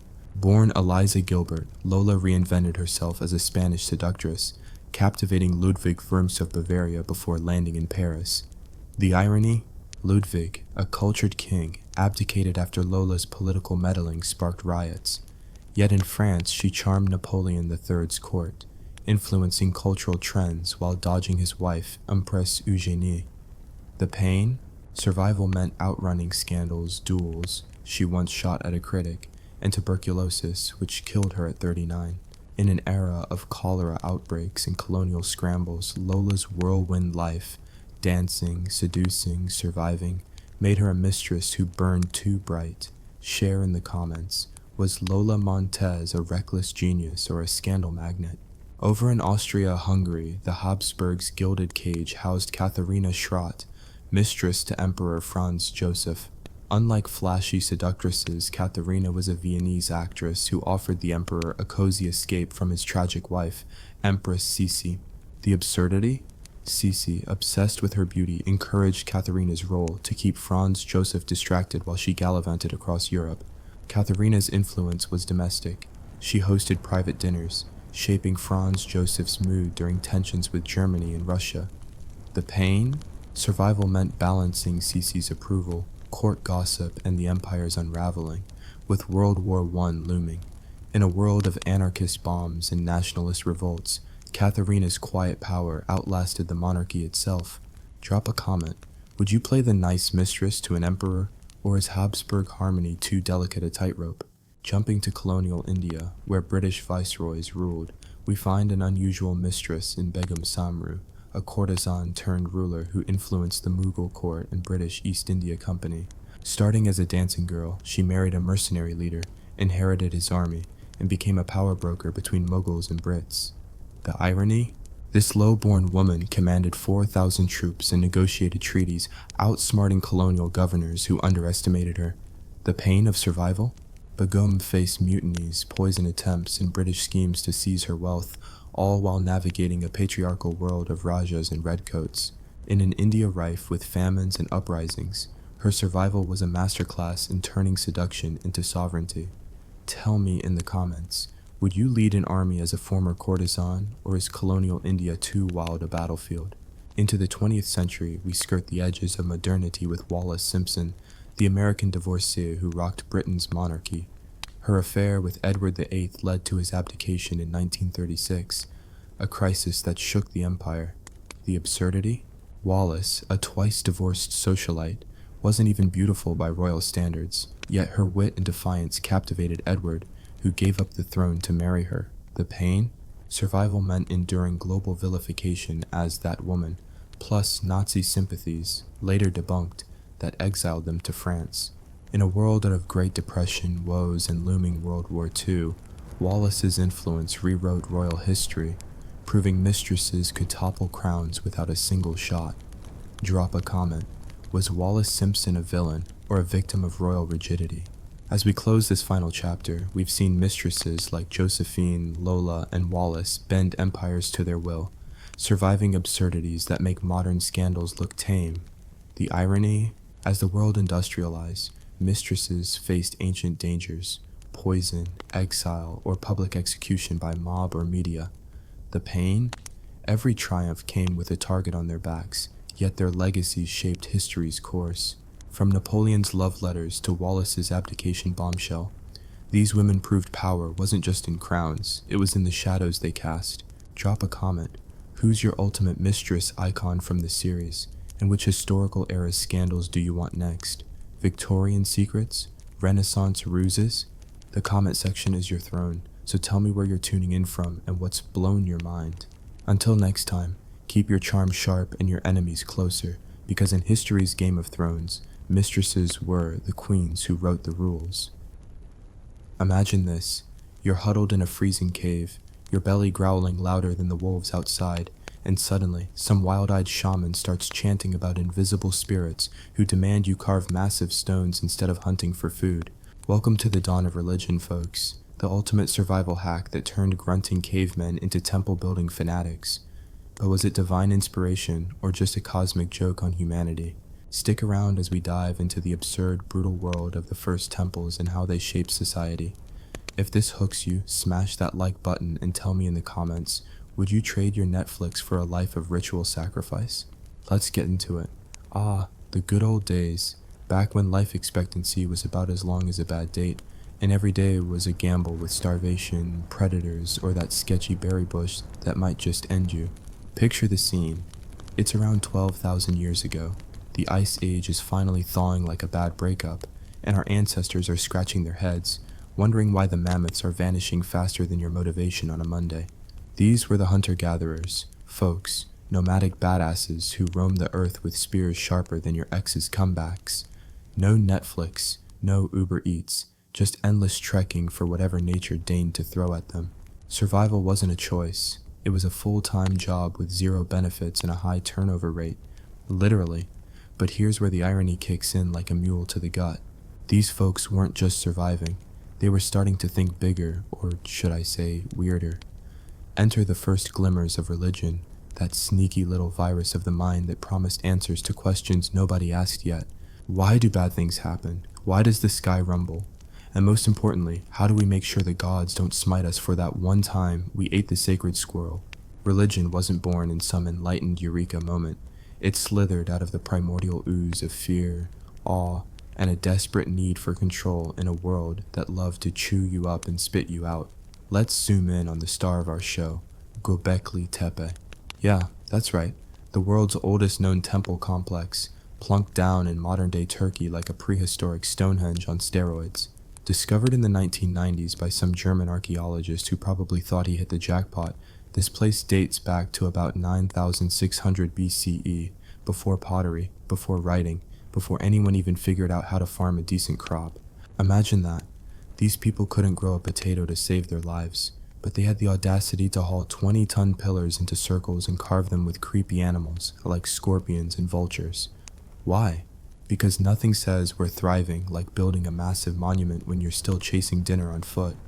The absurdity hits you like a rock slide. Hunter-gatherers, supposedly too busy surviving to do anything fancy, decide to organize hundreds of people to drag these behemoths from quarries miles away. No wheels, no beasts of burden, just sheer human grit, sweat, and probably a lot of cursing in whatever grunt language they spoke. And for what? Rituals, baby. Feasts where they'd gorge on wild gazelle and aurochs, washing it down with fermented whatever they could find. But here's the pain. While they're partying under the stars, surrounded by these T-shaped pillars that look like abstract art from a bad acid trip, half the tribe is dying from infections, broken bones, or just plain exhaustion. Survival was a bitch, and religion? It was the abusive partner that kept you coming back for more. Think about it. These pillars aren't just rocks, they're etched with symbols of power and terror. Lions prowling, birds of prey swooping. It's like the ancient equivalent of a horror movie poster. Scholars argue this was a place for shamanic rituals, where the living communed with the dead or the divine. Maybe they buried skulls here, decorated them like macabre Christmas ornaments, all to appease spirits who apparently had a thing for interior design. Ironic, isn't it? In a world where every calorie counted, they're wasting energy on architecture that screams, "Hey gods, notice us," instead of, inventing the wheel or something useful. But wait, there's more absurdity. Göbekli Tepe wasn't built by slaves or a ruling class. These were egalitarian societies, or so we think. No kings yet, just bands of equals deciding collectively to embark on this mad project. Picture the meeting. "Hey Gronk, instead of hunting today, let's move this giant stone for the Sky Daddy." Why? Because if we don't, the rains won't come and we'll all starve. Boom, religion as the original motivator, turning fear into labor. And the pain? Oh, the pain. Backbreaking work in scorching heat or biting cold, with tools made of flint that dulled faster than your enthusiasm for kale salads. Injuries were common, crushed fingers, hernias, and that's if you didn't fall off a cliff hauling the damn thing. As we peel back the layers, it's clear religion wasn't just fluff. It was the glue that held these fragile societies together. In the face of unpredictable nature, it offered explanations. The hunt failed because you pissed off the spirit of the forest. The child died because ancestors weren't honored. It created taboos, rituals, and a sense of community that said, we're in this nightmare together. But sarcastically speaking, thanks a lot, gods. Couldn't you have inspired indoor plumbing instead? Fast forward a smidge, and we're seeing the ripple effects. As the climate warmed, plants started growing like weeds, pun intended, and some genius figured out that if you plant seeds, food comes back. Enter the Neolithic Revolution around 10,000 BCE, the shift from hunting to farming that sounds romantic until you realize it meant backbreaking toil in fields, malnutrition from a crappy diet, and diseases from living cheek by jowl with animals. Hunter-gatherers worked maybe 20 hours a week. Farmers, dawn to dusk, praying for rain that might never come. Religion stepped in here too, evolving from animism, where every rock and river had a spirit, to more organized worship. In places like Çatalhöyük, another Turkish gem from around 7500 BCE, we see homes crammed together like a prehistoric apartment block with shrines in every other room. Bull horns plastered on walls, figurines of plump goddesses that scream fertility cults, women giving birth to calves. Yeah, that's the kind of trippy art they left behind.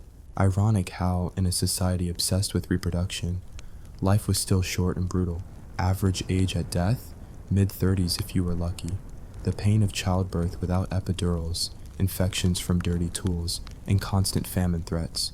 Yet, religion promised abundance if you just sacrificed that goat right. These early settlements were petri dishes for social complexity. With farming came surplus food, sometimes, and that meant not everyone had to till the soil. Enter specialists, potters, weavers, and yep, priests, the first professional holy men, interpreting dreams and omens like ancient therapists with a side of bloodletting. Absurd? Absolutely. While the masses toiled, these guys got fat on offerings, claiming divine right. But it worked. Religion justified inequality before inequality was cool. Let's not forget the violence baked in. At Göbekli Tepe, evidence of skull cults suggests headhunting or ancestor worship that involved defleshing bones. Charming, right? In a world where survival meant outlasting your neighbor, religion could unite tribes for mega projects, but also spark conflicts over sacred sites. This hill is our god's favorite. Hands off. Boom, prehistoric turf wars. Engage with me here. If you were alive back then, would you buy into the temple hype or stick to solo hunting? Drop your thoughts in the comments, maybe Team Temple or Team Nomad. It keeps the conversation going, and who knows, your idea might inspire the next part. Diving deeper, religion shaped not just buildings but minds. It fostered symbolism. Those carvings weren't doodles, they were stories, myths passed orally before writing. Imagine gatherings around fires, shamans spinning tales of creation, where gods battled chaos, mirroring the daily fight against entropy. Sarcastic twist, the gods always win in stories, but in reality, floods, droughts, extinctions, humanity was one bad season from oblivion. By 6000 BCE, we're seeing proto-cities in the Fertile Crescent, where the Tigris and Euphrates rivers teased abundance but delivered floods like unwanted gifts. Here, religion ramps up. Ziggurats start appearing, stepped pyramids that look like giant wedding cakes for the gods. But before that, simple shrines evolve into temples as society stratifies. The pain? Farmers slaving away to feed growing populations, while elites hoard grain in temple storehouses. Religion as the original Ponzi scheme. Give us your crops and the gods will bless you. If not, blame your sins. Take Jericho, one of the oldest walled cities around 8000 BCE. Walls not just for defense, but perhaps ritual, processions, burials under floors.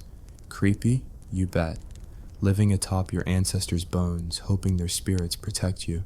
Ironic how security came with a side of superstition. As we wrap this first chunk, wait, no, we're just warming up. The absurdity peaks when you realize these temples weren't eternal. Göbekli Tepe was deliberately buried after centuries of use, like hiding your embarrassing teenage diary. Why? Shifting beliefs? Environmental changes? Mystery adds to the sarcasm. Humanity's first grand gesture, and they cover it up. Religion's role in society. It birthed hierarchy. Priests became power brokers, interpreting divine will to control resources. In a survival game where cooperation was key, it enforced rules. Don't steal, don't covet, or the gods get cranky. But the pain, oh, the endless pain. Rituals involving self-mutilation, fasting, or worse. Human sacrifice in later cultures, all to appease invisible forces. Ponder this. Without these early temples, would we have civilization? Or would we still be happily foraging, free from taxes and traffic? Comment below. Blessing or curse? Shifting gears, let's explore how religion intertwined with economics. Temples became banks, storing grain, lending seeds, all under godly oversight. Ironic efficiency in a chaotic world. But for the average Joe, or should I say average Ugg, it meant tithing your hard-earned harvest, watching priests feast while you scraped by. The historical absurdity. These folks invented beer before bread, folks. fermentation for rituals, getting buzzed to commune with spirits, survival with a hangover, classic. As populations grew, so did complexity. By 5000 BCE in Mesopotamia, we're seeing Uruk, the first true city with temples like the White Temple dedicated to Anu, sky god extraordinaire. Massive platforms, adobe bricks, thousands slaving away. Pain of labor, heat strokes, collapses, all for a structure that shouted, "We're important." Religion-shaped art too. Cuneiform writing starts in temples for accounting offerings. Sarcasm, gods needed spreadsheets. Engage, what's the weirdest ancient ritual you've heard of? Share in comments. Wrapping Part 1. From caves to temples, religion turned survival's nightmare into organized absurdity. Stay tuned for Part 2, deeper into Mesopotamia's madness. Word count check, over 2,000, promise. Now, your turn, comment. Alright, buckle up, because we're diving back into the sweaty, superstitious mess of early human history with Part 2 of the First Temples, how religion shaped early society. Picture this. It's 10,000 BC, and some poor sap is chiseling a giant stone while a shaman screams about sky spirits demanding more blood, sweat, and tears. Last time, we left off with Göbekli Tepe's mysterious burial and the dawn of farming turning nomads into overworked peasants. Now, let's crank up the irony and wade deeper into the Fertile Crescent, where religion didn't just shape society, it built it, broke it, and slapped a divine sticker on the chaos. If you're wondering how humanity went from chasing deer to worshipping ziggurats, stick around. And hey, drop a comment. What ancient god would you bribe to avoid a day of Neolithic farming? Let's roll. We're zooming into Mesopotamia around 6000 BCE, the so-called cradle of civilization, where the Tigris and Euphrates rivers promised paradise but delivered floods, famine, and a whole lot of existential dread. These rivers were like that friend who's always late but swears they'll make it up to you. Unreliable, but essential. Farming was now the name of the game, and it sucked. Forget the romantic back to the land vibe. This was dawn to dusk drudgery, plowing fields with sticks, praying for rain, and hoping your neighbor didn't steal your barley. Life expectancy, still hovering around, hope you like your 20s. Disease? Oh, living next to goats and pigs meant you were basically auditioning for the plague. Yet, in this brutal grind, religion swooped in like a cosmic middle manager, demanding bigger temples, fancier rituals, and your last good goat. Let's talk Uruk, the world's first proper city popping up around 4000 BCE like a prehistoric Vegas, minus the slot machines but with way more mud bricks. This place was a game changer. Thousands of people crammed together, trading, fighting, and worshipping, like their lives depended on it. Spoiler, they did. At the heart of Uruk, temples, massive, in-your-face ziggurats like the White Temple, dedicated to Anu, the sky god who apparently needed a penthouse to feel special.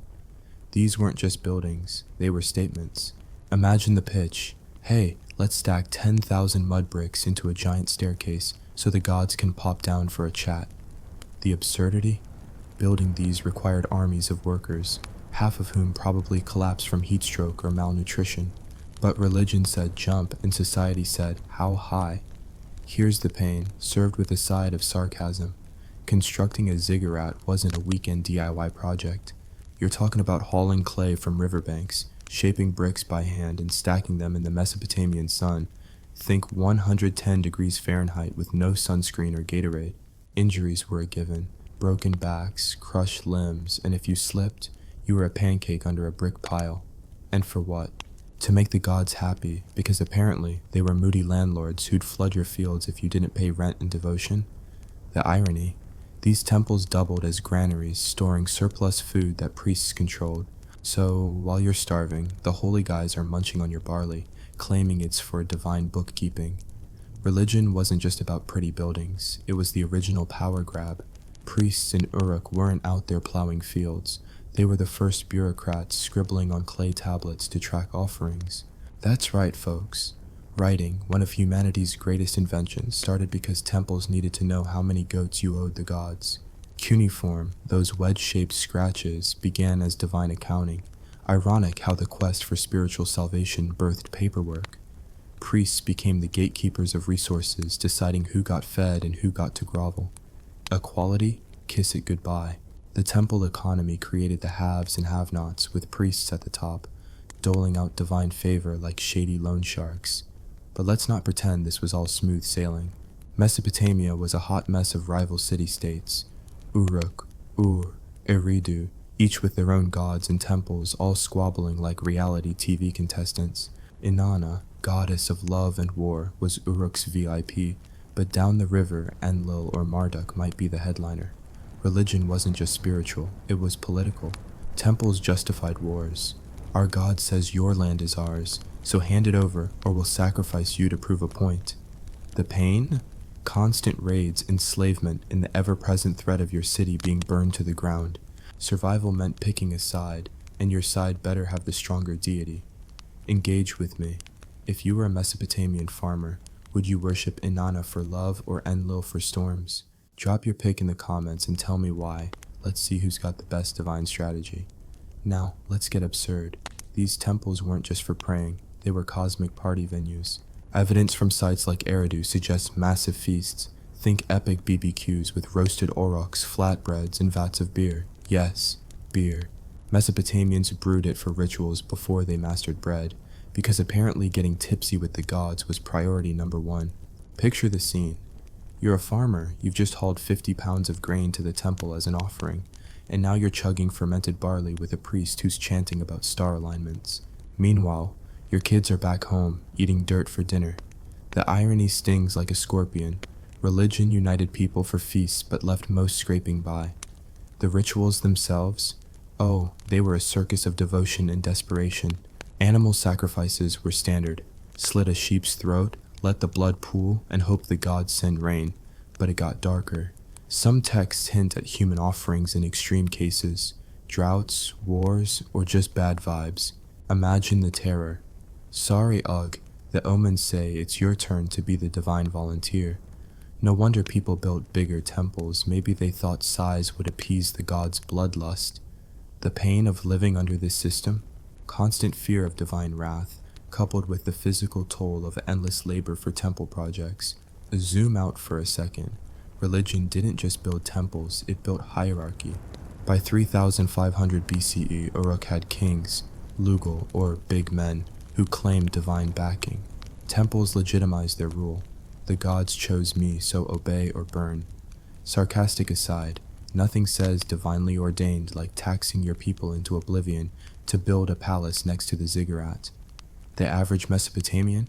They're stuck farming, weaving, or crafting pottery, their lives dictated by a calendar of religious festivals that demanded more work. Miss a ritual? Bad luck, skimp on offerings, divine smiting. It's like the gods ran a protection racket. But let's give credit where it's due. Religion was a master at crowd control. In a world where your neighbor might stab you for a sack of grain, shared beliefs created trust. Temples were neutral zones where tribes could trade, marry, or negotiate without bloodshed. They standardized weights and measures. Yep, the gods cared about fair trade. Ironic how the same system that bled you dry also kept society from imploding. Temples were banks, courts, and community centers rolled into one, with priests as the ultimate multitaskers. The absurdity peaks with the mythology. Mesopotamian epics, like the later Epic of Gilgamesh, started taking shape in oral traditions. Gods were petty, vengeful soap opera stars, flooding the world because humans were too noisy, or cursing kings for rejecting their advances. Inanna, for example, was a goddess who'd seduce you one minute and unleash war the next. Humans built temples to appease these divine divas, hoping for a crumb of mercy. The pain? You're at the mercy of stories that justified why your crops failed or your city got sacked. Believe or die, basically. Let's not skip the art, because nothing screams, we're devoted, like decorating your temple with creepy statues. Think big-eyed figurines staring into your soul, or reliefs of kings smiting enemies while gods cheer. These weren't just decor, they were propaganda. Temples broadcasted power. Look at our ziggurat, peasants, the gods love us more. But for the workers carving those reliefs, blisters, eye strain, and the constant threat of a foreman's whip, survival meant enduring, and religion made endurance a sacred duty. Engage again. What's the most ridiculous thing you'd build to appease a god? A 50-foot golden goat? A pyramid of beer mugs? Hit the comments with your wildest ideas. By 3000 BCE, Mesopotamia's temple complexes were mini-cities. The Ayanna precinct in Uruk had multiple shrines, courtyards, and workshops. Priests oversaw everything: land allocation, labor drafts, even marriage disputes. Religion wasn't separate from life, it was life. But the cost? Your freedom. Farmers paid taxes in grain, artisans in goods, and everyone paid in devotion. Refuse, exile, slavery, or worse. The irony? This oppressive system laid the groundwork for civilization. Cities, laws, trade networks, all born in the shadow of the temple. The pain wasn't just physical. Imagine the psychological toll. Every storm, every failed harvest was your fault for not praying hard enough. Divination was big, priests and reading sheep livers like tea leaves to predict the future. Spoiler, the future usually sucked. Yet, people clung to these rituals because the alternative, facing a chaotic world without answers, was worse. As we close part 2, think about this. Temples turned scattered tribes into societies, but at what cost? The gods gave meaning, but they demanded everything: your labor, your harvest, your sanity. Stay tuned for part 3, where we'll see how Egypt and the Indus Valley upped the ante on religious absurdity. Now, your turn. Comment. Would you rather be a priest living large or a farmer slaving away? Let's keep this vibe going. Here we go, diving headfirst into part 3 of the first temples, how religion shaped early society. Picture this. It's 3000 BCE, and you're knee-deep in Nile River mud, hauling limestone blocks for a god king who claims he's the sun's BFF. Meanwhile, across the globe in the Indus Valley, folks are building cities so neat they make your IKEA furniture look like a toddler's art project. Religion's grip on humanity is tighter than a pharaoh's fist, and it's about to get weirder, bloodier, and oh so absurdly divine. If you're ready for more tales of survival, sacrifice, and cosmic con jobs, stick with me. And hey, drop a comment. What's the worst job you'd take in ancient Egypt? Pyramid builder or crocodile wrangler? Let's jump in. We're swinging west to Egypt, where the Nile is the lifeblood, the sun is a god, and the pharaoh is basically a walking deity with better eyeliner than you'll ever pull off. Around 3100 BCE, Egypt's unifying under its first dynasties, and religion isn't just a side hustle. It's the whole damn show. The gods here aren't your friendly neighborhood spirits. They're a pantheon of animal-headed divas like Ra, the sun god, and Anubis, the jackal-faced grim reaper. Temples? They're not just shrines, they're propaganda machines built to scream, "Our pharaoh's divine, so obey or get mummified." The irony? These gods demanded eternal monuments, but the workers building them were lucky to survive a decade. Take the early pyramids, like the step pyramid of Djoser at Saqqara, around 2650 BCE. This wasn't just a tomb, it was a stairway to the stars for a pharaoh who thought he'd party with gods post-mortem. Building it required thousands of laborers, some slaves, some conscripted farmers working off their taxes during the Nile's flood season. The pain?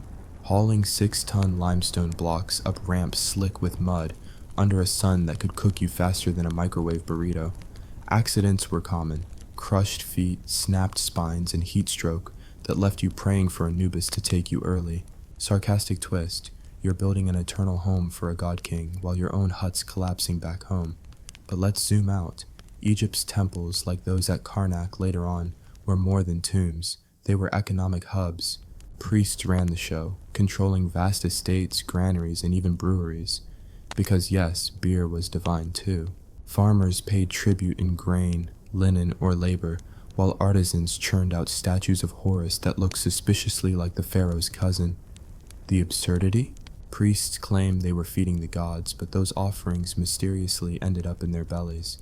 Religion was the ultimate pyramid scheme, pun intended, where the elite got rich and the masses got calluses.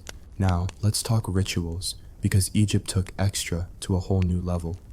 Daily offerings involved slaughtering animals, burning incense, and chanting hymns to keep the cosmic order, or ma'at, intact. Screw it up, and chaos, think floods, famine, or locusts, would ruin everyone's day. Priests shaved their heads, wore leopard skin robes, and acted like they had a direct line to Ra. Meanwhile, the average Egyptian farmer was dodging crocodiles in the Nile. hoping his taxes kept the gods happy. The pain? Constant fear that one wrong move, like forgetting to honor Osiris, would doom your afterlife to eternal torment. Ironic, right? You're slaving away for a shot at paradise, but paradise requires a resume of perfect devotion. Engage time. If you were an Egyptian peasant, would you worship Ra for sun vibes or Sobek, the croc god, to avoid becoming lunch? Hit the comments with your pick and why. Let's see who's surviving the Nile.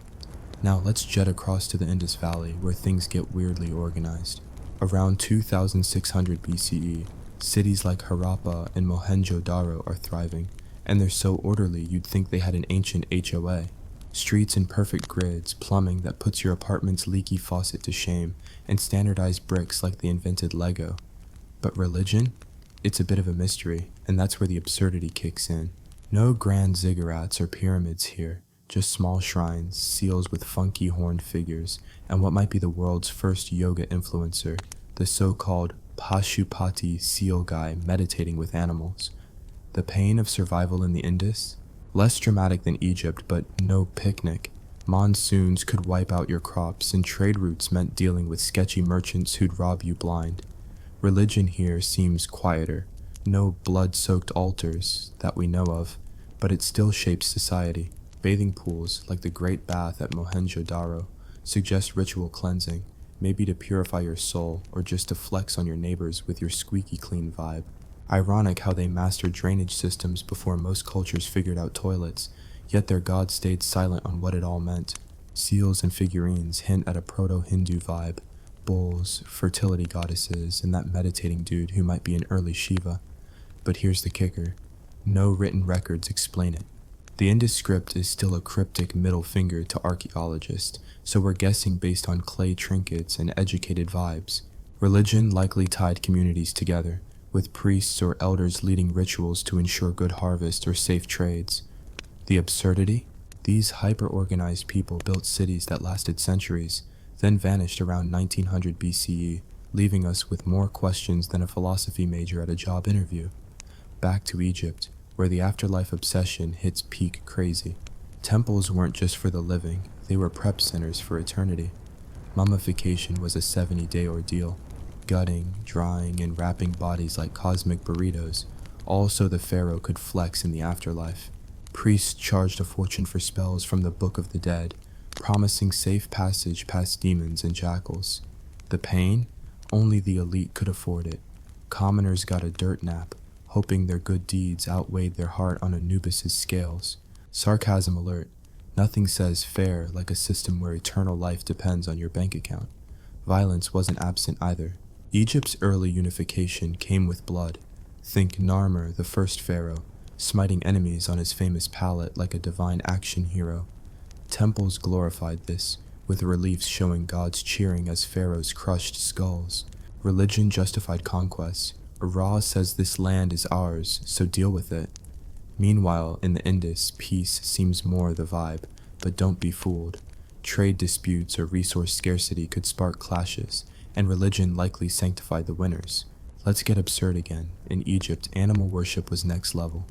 Cats were sacred to Bastet, kill one and you're toast. Crocodiles got pampered in temples, fed better than most humans. Imagine the irony. You're starving, but Sobek's pet croc is chowing down on prime beef. In the Indus, bulls and snakes pop up in art, maybe as fertility symbols or totems. Either way, religion made you respect animals while you wrestled them for survival. Engage again. What's the weirdest ancient animal god you'd pray to? A cat for luck or a snake for wisdom? Drop it in the comments. Let's keep the weirdness flowing. Temples in both regions were social glue. In Egypt, they were state-run enterprises, employing thousands. Priests, scribes, laborers. Festivals like the Opet at Karnak saw processions, music, and drunken revelry, uniting people under the pharaoh's divine glow. In the Indus, community baths and shrines suggest shared rituals, maybe less flashy but just as binding. The pain? These events drained resources. Farmers gave up harvests, artisans their time, all to keep the gods or priests happy. By 2500 BCE, religion's role is crystal clear. It's the engine of civilization. In Egypt, it propped up divine kingship, turning pharaohs into untouchable icons. In the Indus, it fostered cooperation in cities where strangers had to trust each other. But the cost? Endless toil, blind faith, and the nagging fear that one bad ritual could doom you. Ironic how the quest for cosmic order created earthly chaos, taxes, wars, and inequality, all in the name of the divine. The art tells the story. Egyptian temples had hieroglyphs and reliefs screaming Pharaoh's glory, Horus smiting foes, Ra blessing crops. In the Indus, seals show mythical beasts and rituals, hinting at stories we'll never fully crack. Both used art to sell the dream. Obey, believe, and maybe you'll survive. As we wrap part 3, ponder this. Temples gave meaning to brutal lives, but they also chained people to systems of control. Egypt's god kings and the Indus' mysterious priests set the stage for empires. Stay tuned for part 4, where we'll see how religion scales up and gets even bloodier. Now, your turn. Comment. Would you rather toil for a pharaoh or chill in the Indus Valley? Let's keep the vibe alive. Here we are, charging into the final act of the first temples, how religion shaped early society. Picture this. It's 2500 BCE, and humanity's neck deep in the divine deep end, building temples bigger than their egos and praying harder than a gambler at a rigged slot machine. From Egypt's sun-worshipping pharaohs to the Indus Valley's cryptic bath lovers, religion's been the ultimate puppet master, pulling strings on everything from war to taxes. Now, we're cranking the absurdity to 11, diving into how these sacred obsessions scaled up, got bloodier, and laid the blueprint for empires, while the average Joe just tried not to die. If you're ready for one last sarcastic plunge into the glorious nightmare of ancient devotion, stick around. Comment below. What's the craziest thing you'd sacrifice to an ancient god, your Wi-Fi or your left pinky? Let's dive in. We're still in the Bronze Age, where our life's a gritty mix of mud, blood, and blind faith. Mesopotamia's ziggurats are towering, Egypt's pyramids are flexing, and the Indus Valley cities are still bafflingly tidy. But now, religion's not just shaping local tribes, it's forging empires. Let's start with Mesopotamia, where city-states like Ur and Babylon are slugging it out for divine bragging rights. By 2300 BCE, Sargon of Akkad's like, why settle for one city when I can conquer them all? He builds the first empire, and guess what's at the heart? Temples. His capital Akkad has ziggurats galore, each dedicated to gods like Enlil or Ishtar, who apparently greenlight his conquests. The irony? Sargon smiting enemies in the name of gods who demand peace offerings. Classic divine mixed signals. The pain of survival here is next level. Farmers are taxed to death to fund temple granaries, while soldiers march to war, believing victory means divine favor. Lose a battle? Clearly, you didn't sacrifice enough goats. Temples are now state-run propaganda hubs, with priests scribbling cuneiform to record who's loyal and who's lunch. The absurdity? These massive ziggurats, like the one at Ur, take decades to build. Generations of workers breaking their backs for a structure they'll never pray in. Imagine hauling 50-pound mud bricks up a rickety ramp, knowing one slip means you're a smear on the ground, all so the gods can have a nice view. Rituals are getting wilder too. In Mesopotamia, the Akitu festival is a big deal. Think New Year's Eve with more blood and less confetti. Priests humiliate the king, symbolically of course, slap him around to renew his divine mandate, then parade statues of gods through the streets. The crowds chanting, drinking beer, and sacrificing animals like it's a divine tailgate party. But the pain? Those animals were your livelihood, and the beer came from your grain. Meanwhile, priests are living large, claiming they're feeding Marduk while you're chewing stale bread. Sarcasm alert. Nothing says we're blessed like starving for a god who's got a better pantry than you. Engage with me. If you were an ancient Ur, would you join the Akitu party or hide from the priest's tax collectors? Drop your choice in the comments. Let's see who's outsmarting the system. Let's swing back to Egypt, where the Old Kingdom's hitting its stride around 2500 BCE. Pyramids are getting absurd. Giza's Great Pyramid for Khufu is a 2.3 million block monstrosity that screams, "I'm immortal, deal with it." Building it took 20 years, 100,000 workers, and enough limestone to make you wonder if Egypt ran out of rocks. The pain? Workers weren't all slaves. Many were conscripted farmers, but they still face malnutrition, dehydration, and the occasional ramp collapse. Ironic how you're building a God King's afterlife Airbnb while your own kids are eating Nile mud pies. Egyptian temples like those at Memphis for Ptah are now cosmic command centers. Priests perform daily rituals to keep the sun rising, because apparently Ra needs a pep talk every morning. Offerings pile up, bread, beer, oxen, all consumed by the gods, aka priests. The absurdity peaks with mummification for the elite, gutting, salting, and wrapping bodies like sacred jerky, all for a shot at eternal VIP status. Commoners? You get a shallow grave and a prayer nobody's listening to. The system's rigged, but religion sells it as divine justice. Violence is woven into the fabric. Pharaohs like Khufu or Sneferu lead campaigns to nab resources, cedar from Lebanon, gold from Nubia, all sanctified by Amun-Ra. Temples glorify this with reliefs of smiting enemies, gods nodding approval. The pain? Soldiers die, families starve, and captives are enslaved to build more monuments. Sarcastic twist. Nothing says divine order like chaining people to glorify a guy who's already calling himself a god. Now, let's hop to the Indus Valley, where things are still weirdly chill but starting to fray. By 2000 BCE, Harappa and Mohenjo-Daro are declining. Maybe drought, maybe trade collapse, maybe the gods just got bored. Religion here's still a puzzle, but seals and figurines suggest a focus on fertility in nature. The Great Bath at Mohenjo-Daro might have been a ritual hot tub, purifying souls or just showing off their plumbing skills. The irony? These folks had better sanitation than most of Europe until the 1800s, yet their gods didn't save them from vanishing into history's fog. Engage again. Would you rather take a dip in the Great Bath or dodge priests in Egypt? Comment your vibe. Let's keep the ancient party going. By 2000 BCE, religion's fingerprints are everywhere. In Mesopotamia, temples are banks, courts, and war rooms, with priests as the ultimate power brokers. In Egypt, they're the pharaoh's hype squad, turning divine will into political muscle. In the Indus, they're subtler, but still glue communities together. The cost? Your freedom, your harvest, your life. Temples demand loyalty, and dissenters get ostracized, or worse. The absurdity? People buy in because the alternative, facing a chaotic world without gods, is scarier than servitude. Let's talk global impact. Religion's now driving long-distance trade. Mesopotamians swap lapis lazuli from Afghanistan for Sumerian grain, sanctified by temple rituals. Egyptians sail to Punt for incense, claiming it's for Amun's vibes. The Indus trades with Mesopotamia, their seals popping up in Ur's markets. Religion standardizes weights, measures, and even trust, because nobody screws over a trader if Ishtar's watching. Ironic how the gods, who supposedly hate greed, fuel the first global economy. The pain of survival is universal. In Mesopotamia, floods wipe out fields, and you're told it's because you didn't pray hard enough. In Egypt, drought starves villages, but the pharaoh's still building his pyramid. In the Indus, climate shifts tank your city, and no amount of bathing saves you. Religion offers answers, gods are angry, do better, but those answers come with a whip.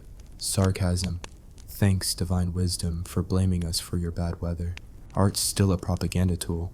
Mesopotamian reliefs show kings kissing divine feet. Egyptian carvings depict pharaohs as falcon-headed heroes. Hindu seals? More bulls and yogi dudes, hinting at myths we'll never decode.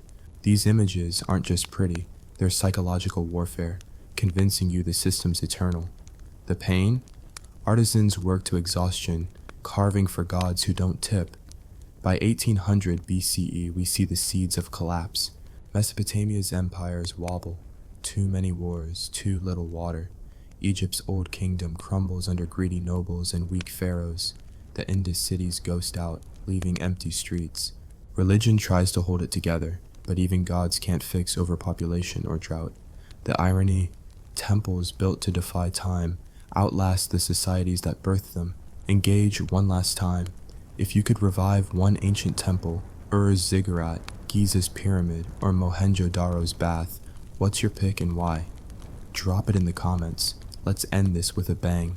As we close, let's reflect. Religion turned scattered tribes into empires, giving meaning to lives that were nasty, brutish, and short. It built cities, sparked art, and fueled trade, but at a cost.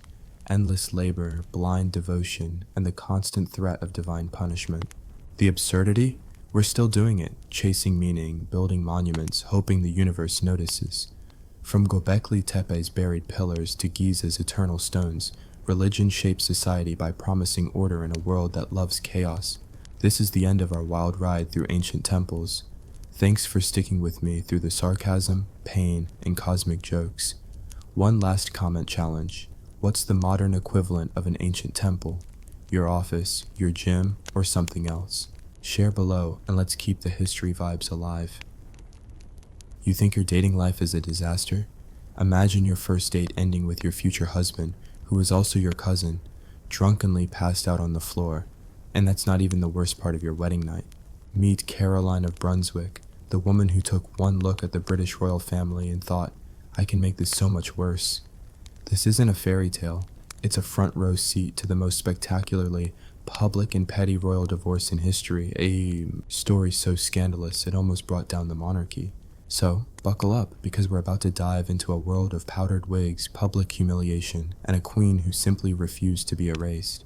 Our story begins not with a princess in a tower, but with a rather boisterous, somewhat uncouth, and fiercely independent German princess named Caroline of Brunswick. Now, when I say uncouth, I don't mean she occasionally forgot which fork to use for the fish.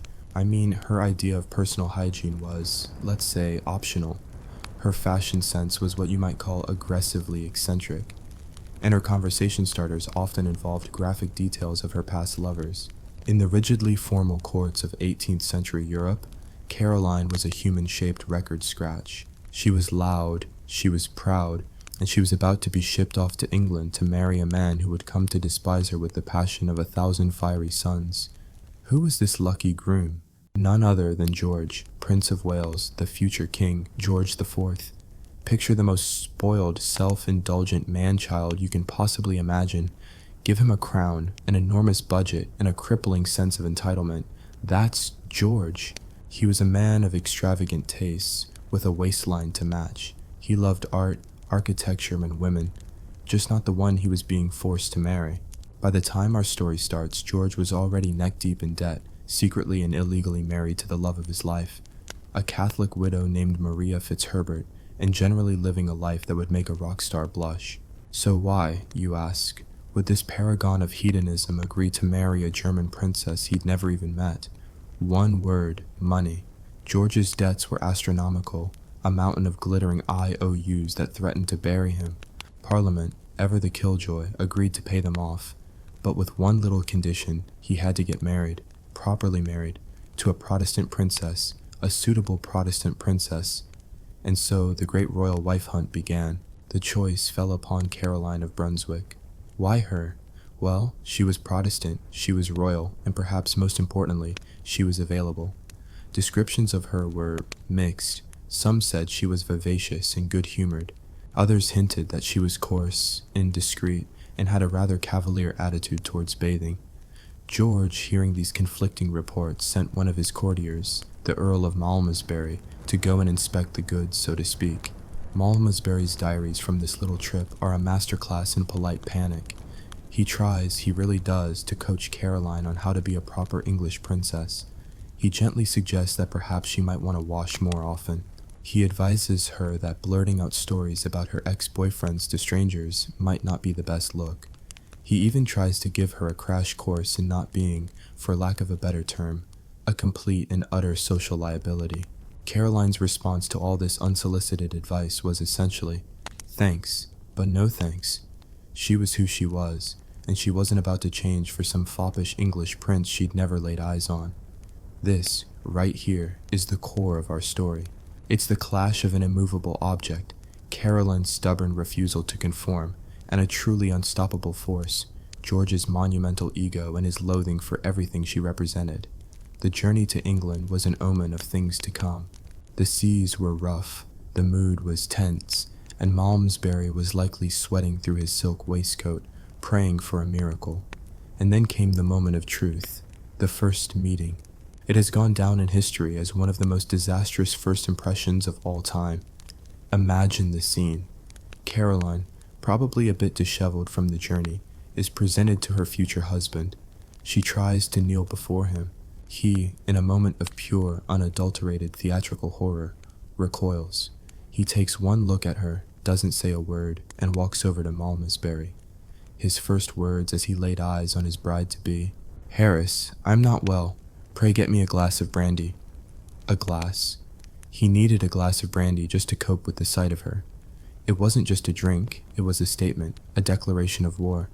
Caroline, for her part, was no more impressed. She later remarked, "I think he's very fat, and he's nothing like as handsome as his portrait." And just like that, the battle lines were drawn. Here we have two people bound by duty and debt who instantly despised each other on a cellular level. What could possibly go wrong? The wedding was, by all accounts, an absolute farce. George was so drunk he had to be practically held up at the altar by his groomsmen. He reportedly wept throughout the ceremony. Not tears of joy, mind you, but tears of pure, unadulterated misery. He spent the majority of his wedding night passed out drunk in the fireplace of their bridal chamber, leaving Caroline to her own devices. A roaring success, all around. It's a miracle they managed to consummate the marriage at all, but somehow, against all odds, they did. Just about. Caroline would later claim they only had sex 3 times in their entire, mercifully brief time together, but it was enough. 9 months later, almost to the day, Princess Charlotte was born. With an heir secured, George felt he had done his duty. He had the baby, he had the bailout from Parliament, and now he wanted the wife gone. Immediately after Charlotte's birth, he wrote Caroline a letter that essentially said, "Thanks for the kid. Now we can both go our separate ways and I never have to see you again." He formally separated from her, kicked her out of their shared home, and went running back to the arms of his mistress, Maria Fitzherbert, and a legion of others. Now, a different woman might have crumbled.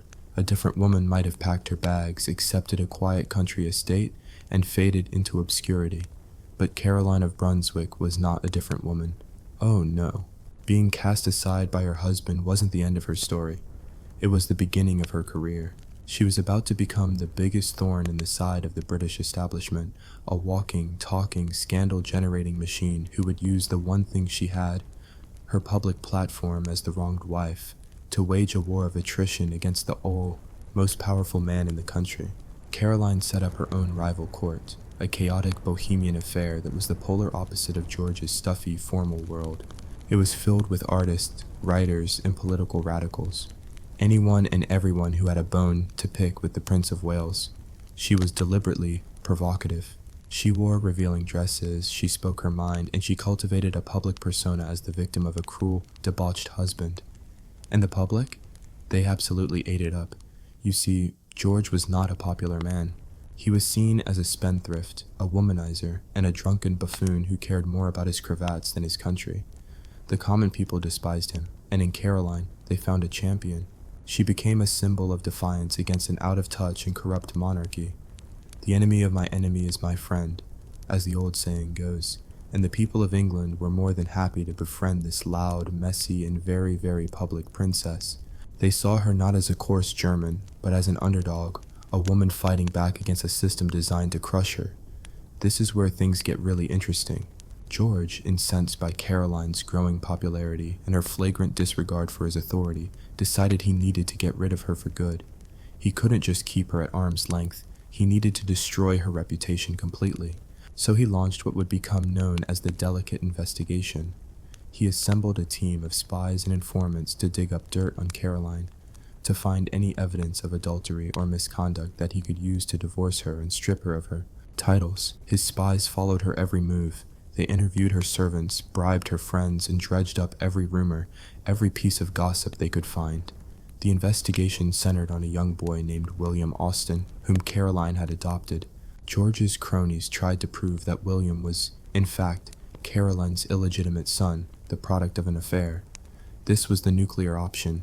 If he could prove she'd had an illegitimate child, she would be utterly ruined, disgraced, and exiled. The investigation was a circus. Witnesses were brought forward to testify about Caroline's inappropriate behavior. They spoke of men visiting her at odd hours, of her being too familiar with her male servants.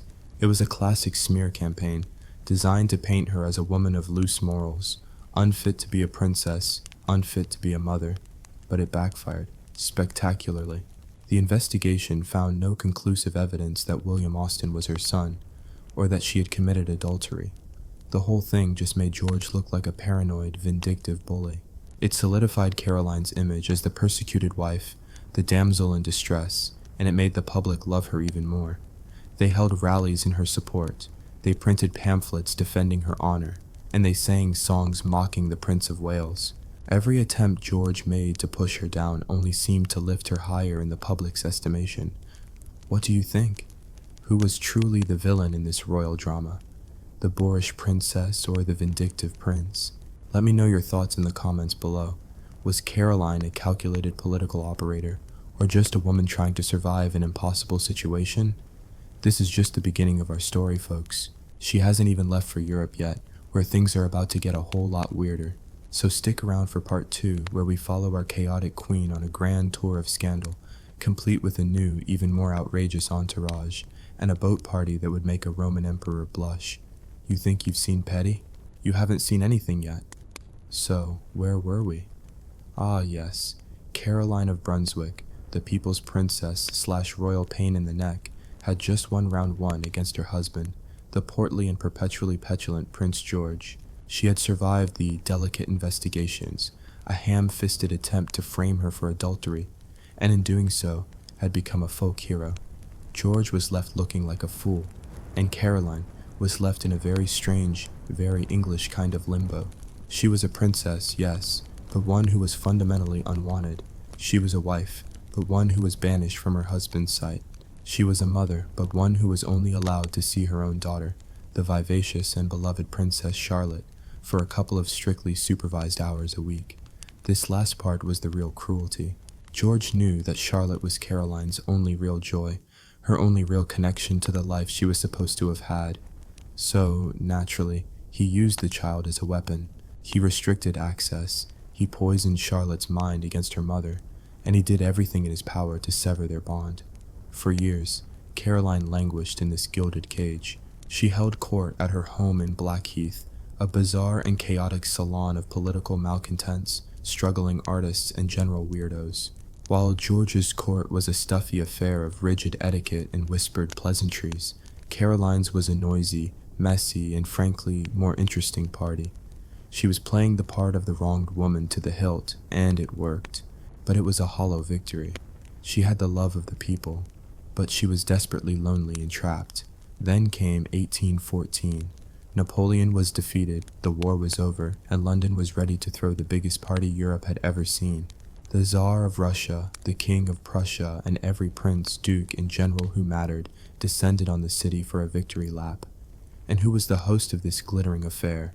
Our man, George, now the Prince Regent, ruling in place of his father, the completely mad King George III. This was George's moment to shine. He was the toast of Europe, the man who had bankrolled the defeat of the Corsican tyrant, and he used this moment of ultimate triumph to deliver the ultimate humiliation to his wife. He decreed that Caroline was to be barred from every official event, every state dinner, every grand ball, every reception. As the crowned heads of Europe paraded through London, the Princess of Wales was a ghost, locked out of her own party. The final brutal insult came when she tried to visit the Queen, her own mother-in-law, only to have the Tsar of Russia's carriage deliberately block her entrance. Publicly, pointedly, and in front of the entire world, she was declared a non-person. That was it. That was the last straw. If England wouldn't have her, fine. Caroline decided to take her show on the road.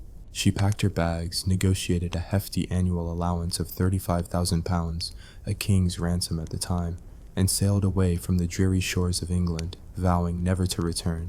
And this, my friends, is where the story goes from a rather tawdry royal soap opera to a full-blown hallucinogenic Fellini film. Freed from the constraints of British society, freed from the prying eyes of her husband's court, Caroline let her freak flag fly.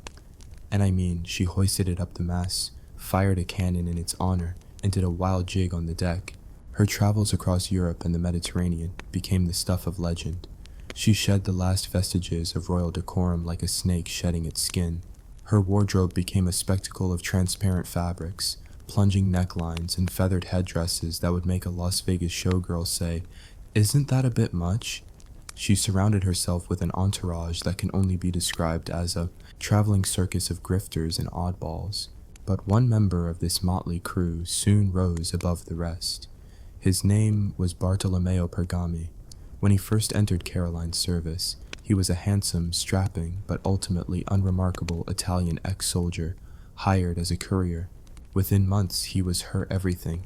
He was her bodyguard, her confidant, her chief of staff, and everyone whispered, her lover. His rise was meteoric and utterly scandalous. She promoted him from servant to chamberlain. She made him a baron. She got him inducted as a Knight of Malta. She put his entire, very large, very Italian family on her payroll. His sister was a lady-in-waiting. His brother was the accountant. His mother was just there, enjoying the ride. Caroline and Pergami were inseparable. They rode in the same carriage. They dined at the same table, and most damningly, they often slept in adjoining rooms. Or even, it was rumored, in a large tent erected on the deck of the ship she had chartered for her Mediterranean cruise. Oh, the cruise. Let's talk about the cruise. Caroline commandeered a polacca, a type of sailing ship, and christened it the Royal Charlotte. She then proceeded to sail around the Mediterranean, leaving a trail of dropped jaws and clutched pearls in her wake. The stories that trickled back to England were almost too wild to be believed. Tales of Caroline entering Jerusalem, not in a carriage, but riding a donkey, in a bizarre reenactment of Christ's entry into the Holy City. Stories of her creating her own chivalric order, the Order of St. Caroline, and inducting Pergami as its Grand Master in a ludicrous ceremony. There were whispers of wild parties, of Caroline dancing in revealing outfits until dawn. One particularly juicy rumor, which would later feature prominently in her trial, described a dance where she and Pergami appeared as Adam and Eve, dressed in what one can only imagine were strategically placed fig leaves, if that. It was a carnival of chaos, a 2-year-long, sun-drenched, wine-soaked middle finger to her husband and the entire British establishment. She was no longer just the wronged wife. She was the libertine queen of her own floating kingdom, and Pergami was her consort. Back in England, George was watching all of this with a mixture of incandescent rage and gleeful anticipation. This was the ammunition he had been waiting for. The delicate investigation had failed because it was based on rumor and innuendo. But now he had eyewitnesses. He had a mountain of evidence. He had Pergami. He immediately set up a new, far more professional team of spies, known as the Milan Commission. He dispatched lawyers and agents to Italy with a simple mission: find proof of Caroline's adultery, and he gave them an unlimited budget to do it. The Milan Commission was a far cry from the bumbling efforts of the first investigation. These were serious men, and they were methodical. They tracked down every disgruntled servant Caroline had ever fired, every innkeeper whose bill she hadn't paid, every boatman who had ferried her from shore to ship. They offered bribes, they made threats, and they collected a treasure trove of sordid testimony. They gathered stories of Caroline and Pergami kissing in public, of them sharing a bathtub, of the undeniable fact that a man who started as her servant was now sleeping in a tent with the Princess of Wales every single night. The trap was being set. George finally had a case, a solid, explicit, and deeply embarrassing case. He was going to get his divorce, and he was going to utterly destroy her in the process. But then, 2 deaths changed everything. First, in 1817, the unthinkable happened. Princess Charlotte, the heir to the throne, died in childbirth. The nation was plunged into a state of profound grief. For Caroline, it was a devastating personal loss, but it was also a political catastrophe. Charlotte had been her shield, her leverage, her one unbreakable link to the crown. Without her, Caroline was just George's inconvenient, estranged wife. Her value had plummeted.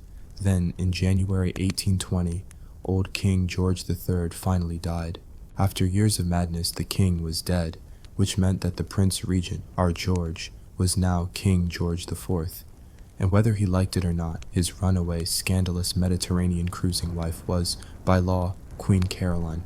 This was the moment of truth, the ultimate constitutional crisis. George, now king, was more determined than ever to prevent the woman he called that damn Princess of Wales from ever being crowned as queen. He had his file from the Milan Commission, bursting with lurid details of her life with Pergami. He was ready to drag her through the mud in front of the entire world. And Caroline? Hearing the news of the old king's death, she knew she had a choice to make. She could stay in exile, accept a payoff, and live out her days as a forgotten embarrassment. Or she could do the one thing George thought she would never dare to do. She could go back. She could sail back to England, walk into London, and demand her birthright. Demand to be crowned queen. What do you think she did? What would you do? Take the money and run, or go back and fight for the crown you believe is yours. The stage was now set for the most sensational trial of the 19th century, a battle that would pit a king against his queen and a nation against its new monarch. The scandal was about to come home. Did she take the money and run? Please, you haven't been paying attention. Caroline of Brunswick was not a woman who ran from a fight. She was a woman who ran towards it, waving a bottle of something strong and probably singing off-key. The king's ministers, in a desperate attempt to avoid the constitutional train wreck barreling towards them, sent her a deal, a very generous deal. They offered her an annual income of £50,000, an absolutely staggering sum, enough to live like a goddess anywhere in the world. On one condition, she had to renounce the title of queen and stay the hell out of England, forever. For any sane person, this would have been a winning lottery ticket. For Caroline, it was a declaration of war. She took one look at the offer and essentially told them where they could shove their £50,000. She was coming home. Her journey back to England was less a trip and more a triumphal procession. As she traveled through France, news of her defiance preceded her. In every town, crowds gathered to cheer her on. They didn't see a scandalous, eccentric German. They saw a woman, a wife, a mother, standing up to a bully. They saw David marching to face Goliath. If David was a middle-aged woman in a flamboyant hat with a questionable Italian baron in tow. By the time she reached the coast, the British government was in a full-blown panic. King George IV, upon hearing that his wife was actually truly on her way, is said to have thrown a royal tantrum of epic proportions. He had assumed, with the typical arrogance of the powerful, that she would take the money. He had underestimated her. He had underestimated her stubbornness. He had underestimated her sheer, bloody-minded love of a good fight. On June 5th, 1820, Caroline of Brunswick landed in Dover. The scene was one of utter pandemonium. The entire town turned out to greet her. Cannons were fired in salute. The people unhitched the horses from her carriage and insisted on pulling it through the streets themselves, a massive, cheering human engine of support. Her journey to London was a slow, glorious crawl through a sea of adoring fans. It was a national event. People lined the roads, waving green branches, the color that had become the symbol of her cause. When she finally arrived in London, the city exploded. The houses were illuminated in her honor. Mobs roamed the streets demanding that others do the same, and the air was thick with the sound of her name. She had returned not as a disgraced exile, but as a conquering hero. The people's queen had come to claim her throne. The king and his government were now backed into a corner of their own making. They couldn't ignore her. They couldn't arrest her. They had to act. So they unsheathed the weapon they had been sharpening for years, the Pains and Penalties Bill. Now, this bill was a truly nasty piece of work, a relic of a more tyrannical age. It wasn't a normal criminal trial.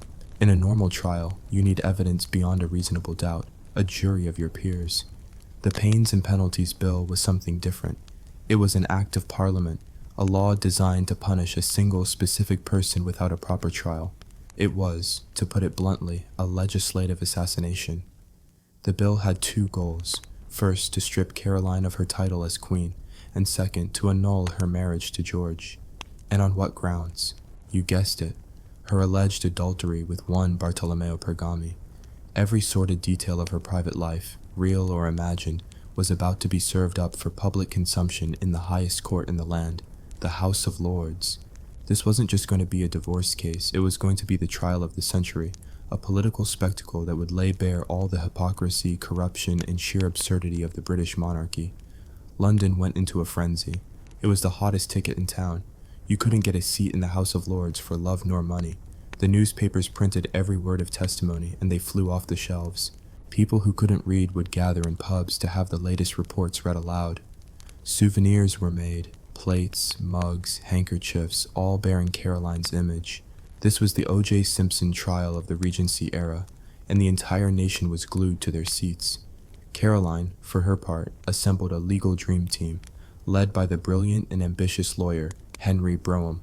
He was a showman, a master of rhetoric, and he knew that this case would be tried in two courts, the House of Lords and the Court of Public Opinion. His strategy was simple. If they were going to put Caroline's morality on trial, he was going to put the king's right back at them. And let's be clear, when it came to a contest of moral depravity, George IV could out-sin his wife a dozen times over before breakfast. The trial began in August 1820. The prosecution, representing the government and the king, went first, and their case rested almost entirely on the testimony gathered by the Milan Commission.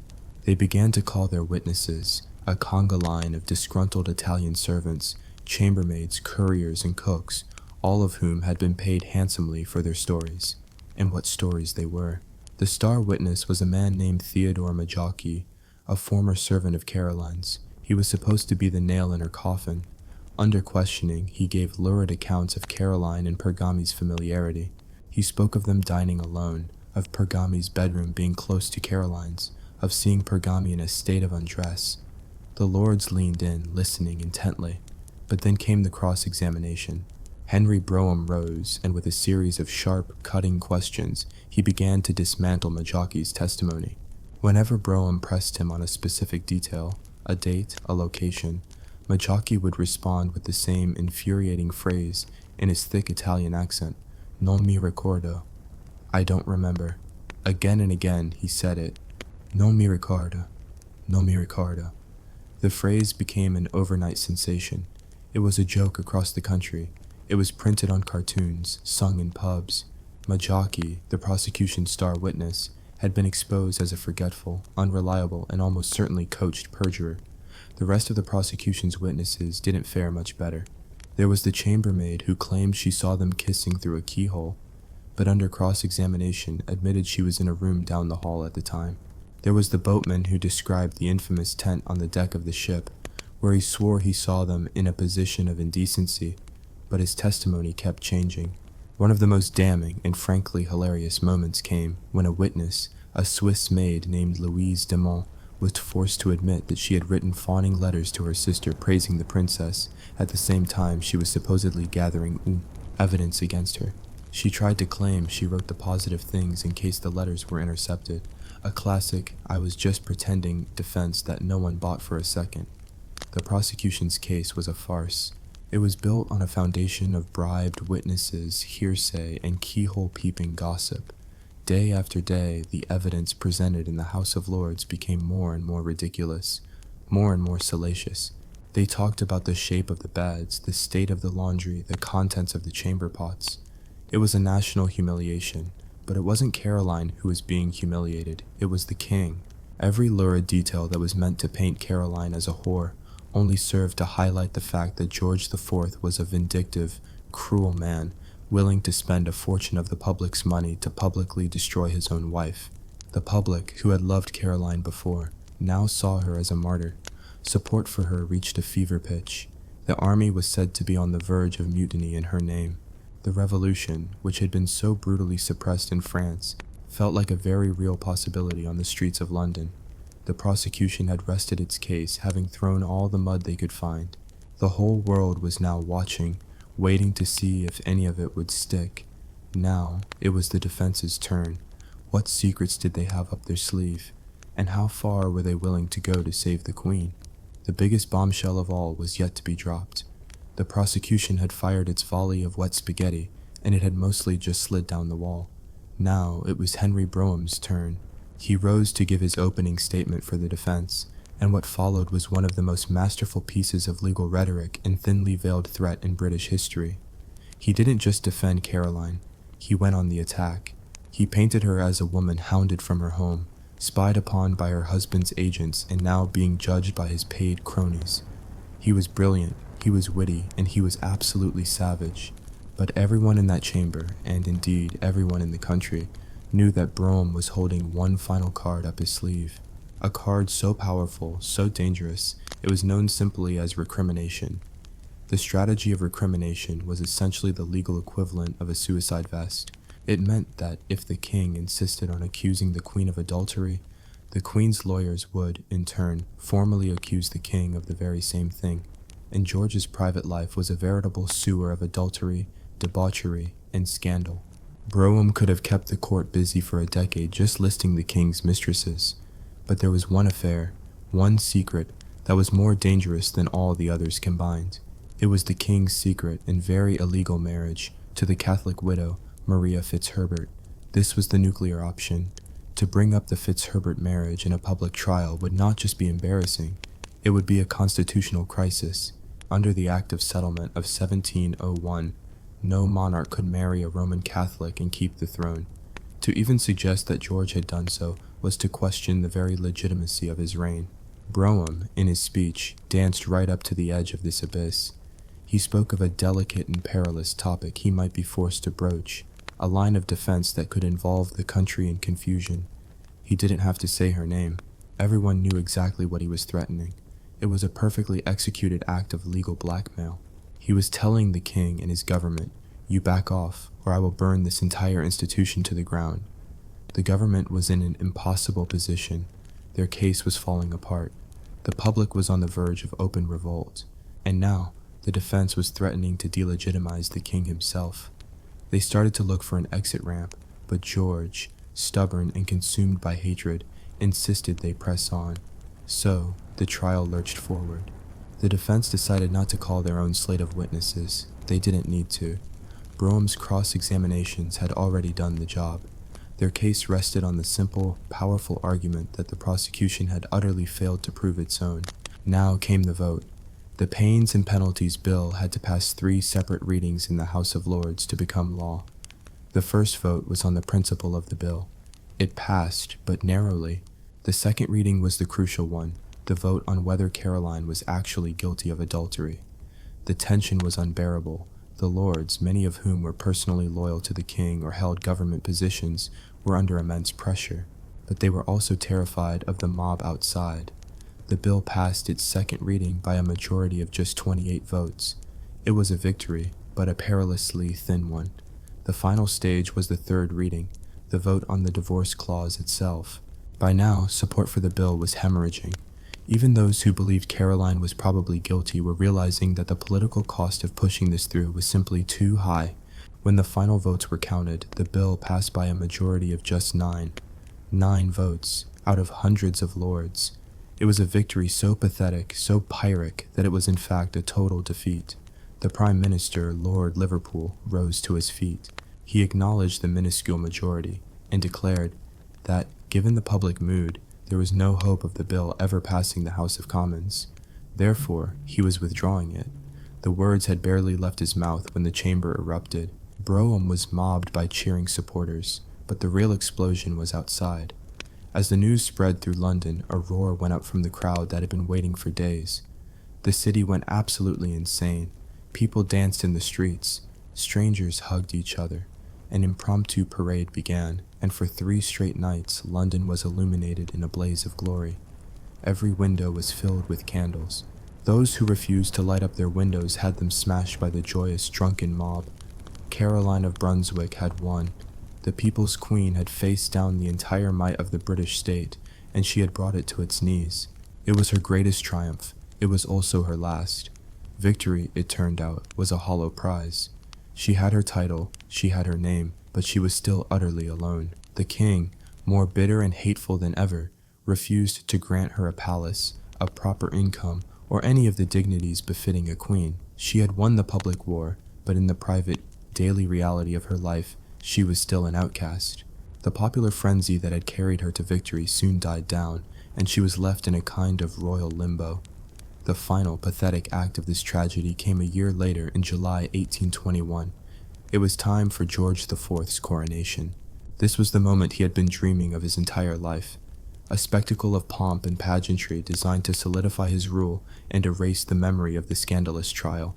And he was determined that Caroline would play no part in it. She was formally, officially, and publicly barred from attending. Any other person would have accepted the insult and stayed away. But Caroline, true to form, decided that if they wouldn't invite her, she would just have to invite herself. On the morning of the coronation, she climbed into her carriage and rode to Westminster Abbey. It was a desperate, ill-advised, and deeply sad gesture. She arrived to find the doors barred and guarded. She went from door to door, demanding entry. "I am your queen," she insisted. The guards, acting on orders, politely but firmly refused her. At one door, the ticket holder, a professional boxer named John Jackson, mockingly told her he couldn't let her in without a ticket. The Queen of England was being turned away from her own coronation like a common gatecrasher. The small crowd that had gathered began to jeer and laugh. Defeated and utterly humiliated, she finally gave up and returned to her carriage, the sound of their mockery ringing in her ears. It was a humiliation from which she would never recover. The fight was over, and it had cost her everything. Just 19 days after being turned away from the abbey, Caroline of Brunswick fell gravely ill. On her deathbed, she instructed that her coffin should bear the inscription, "Here lies Caroline, the injured Queen of England." She died on August 7th, 1821, but even in death she was a symbol of defiance. The government, wanting to be rid of her once and for all, planned a discreet funeral procession that would sneak her body out of London via the northern back roads to be shipped back to Brunswick for burial. The people of London had other ideas. They would not allow their queen to be shuffled out of the city like a thief in the night. On the day of the funeral, massive crowds barricaded the planned route. Riots broke out. The army was called in and 2 protesters were shot and killed. But the people would not yield. They blocked every street, every bridge, until they forced the funeral cortege to abandon its official route and proceed directly through the heart of the city of London, a final defiant parade for their fallen hero. It was one last victory for the injured queen, a woman who was too loud, too coarse, too much for the royal family, but who, in her messy, chaotic, and ultimately tragic life, held up a mirror to the hypocrisy of an age and, for a brief, glorious moment, brought a king to heel. What do you think is her true legacy? A political symbol, a feminist icon ahead of her time, or just a tragic misfit? Let me know in the comments.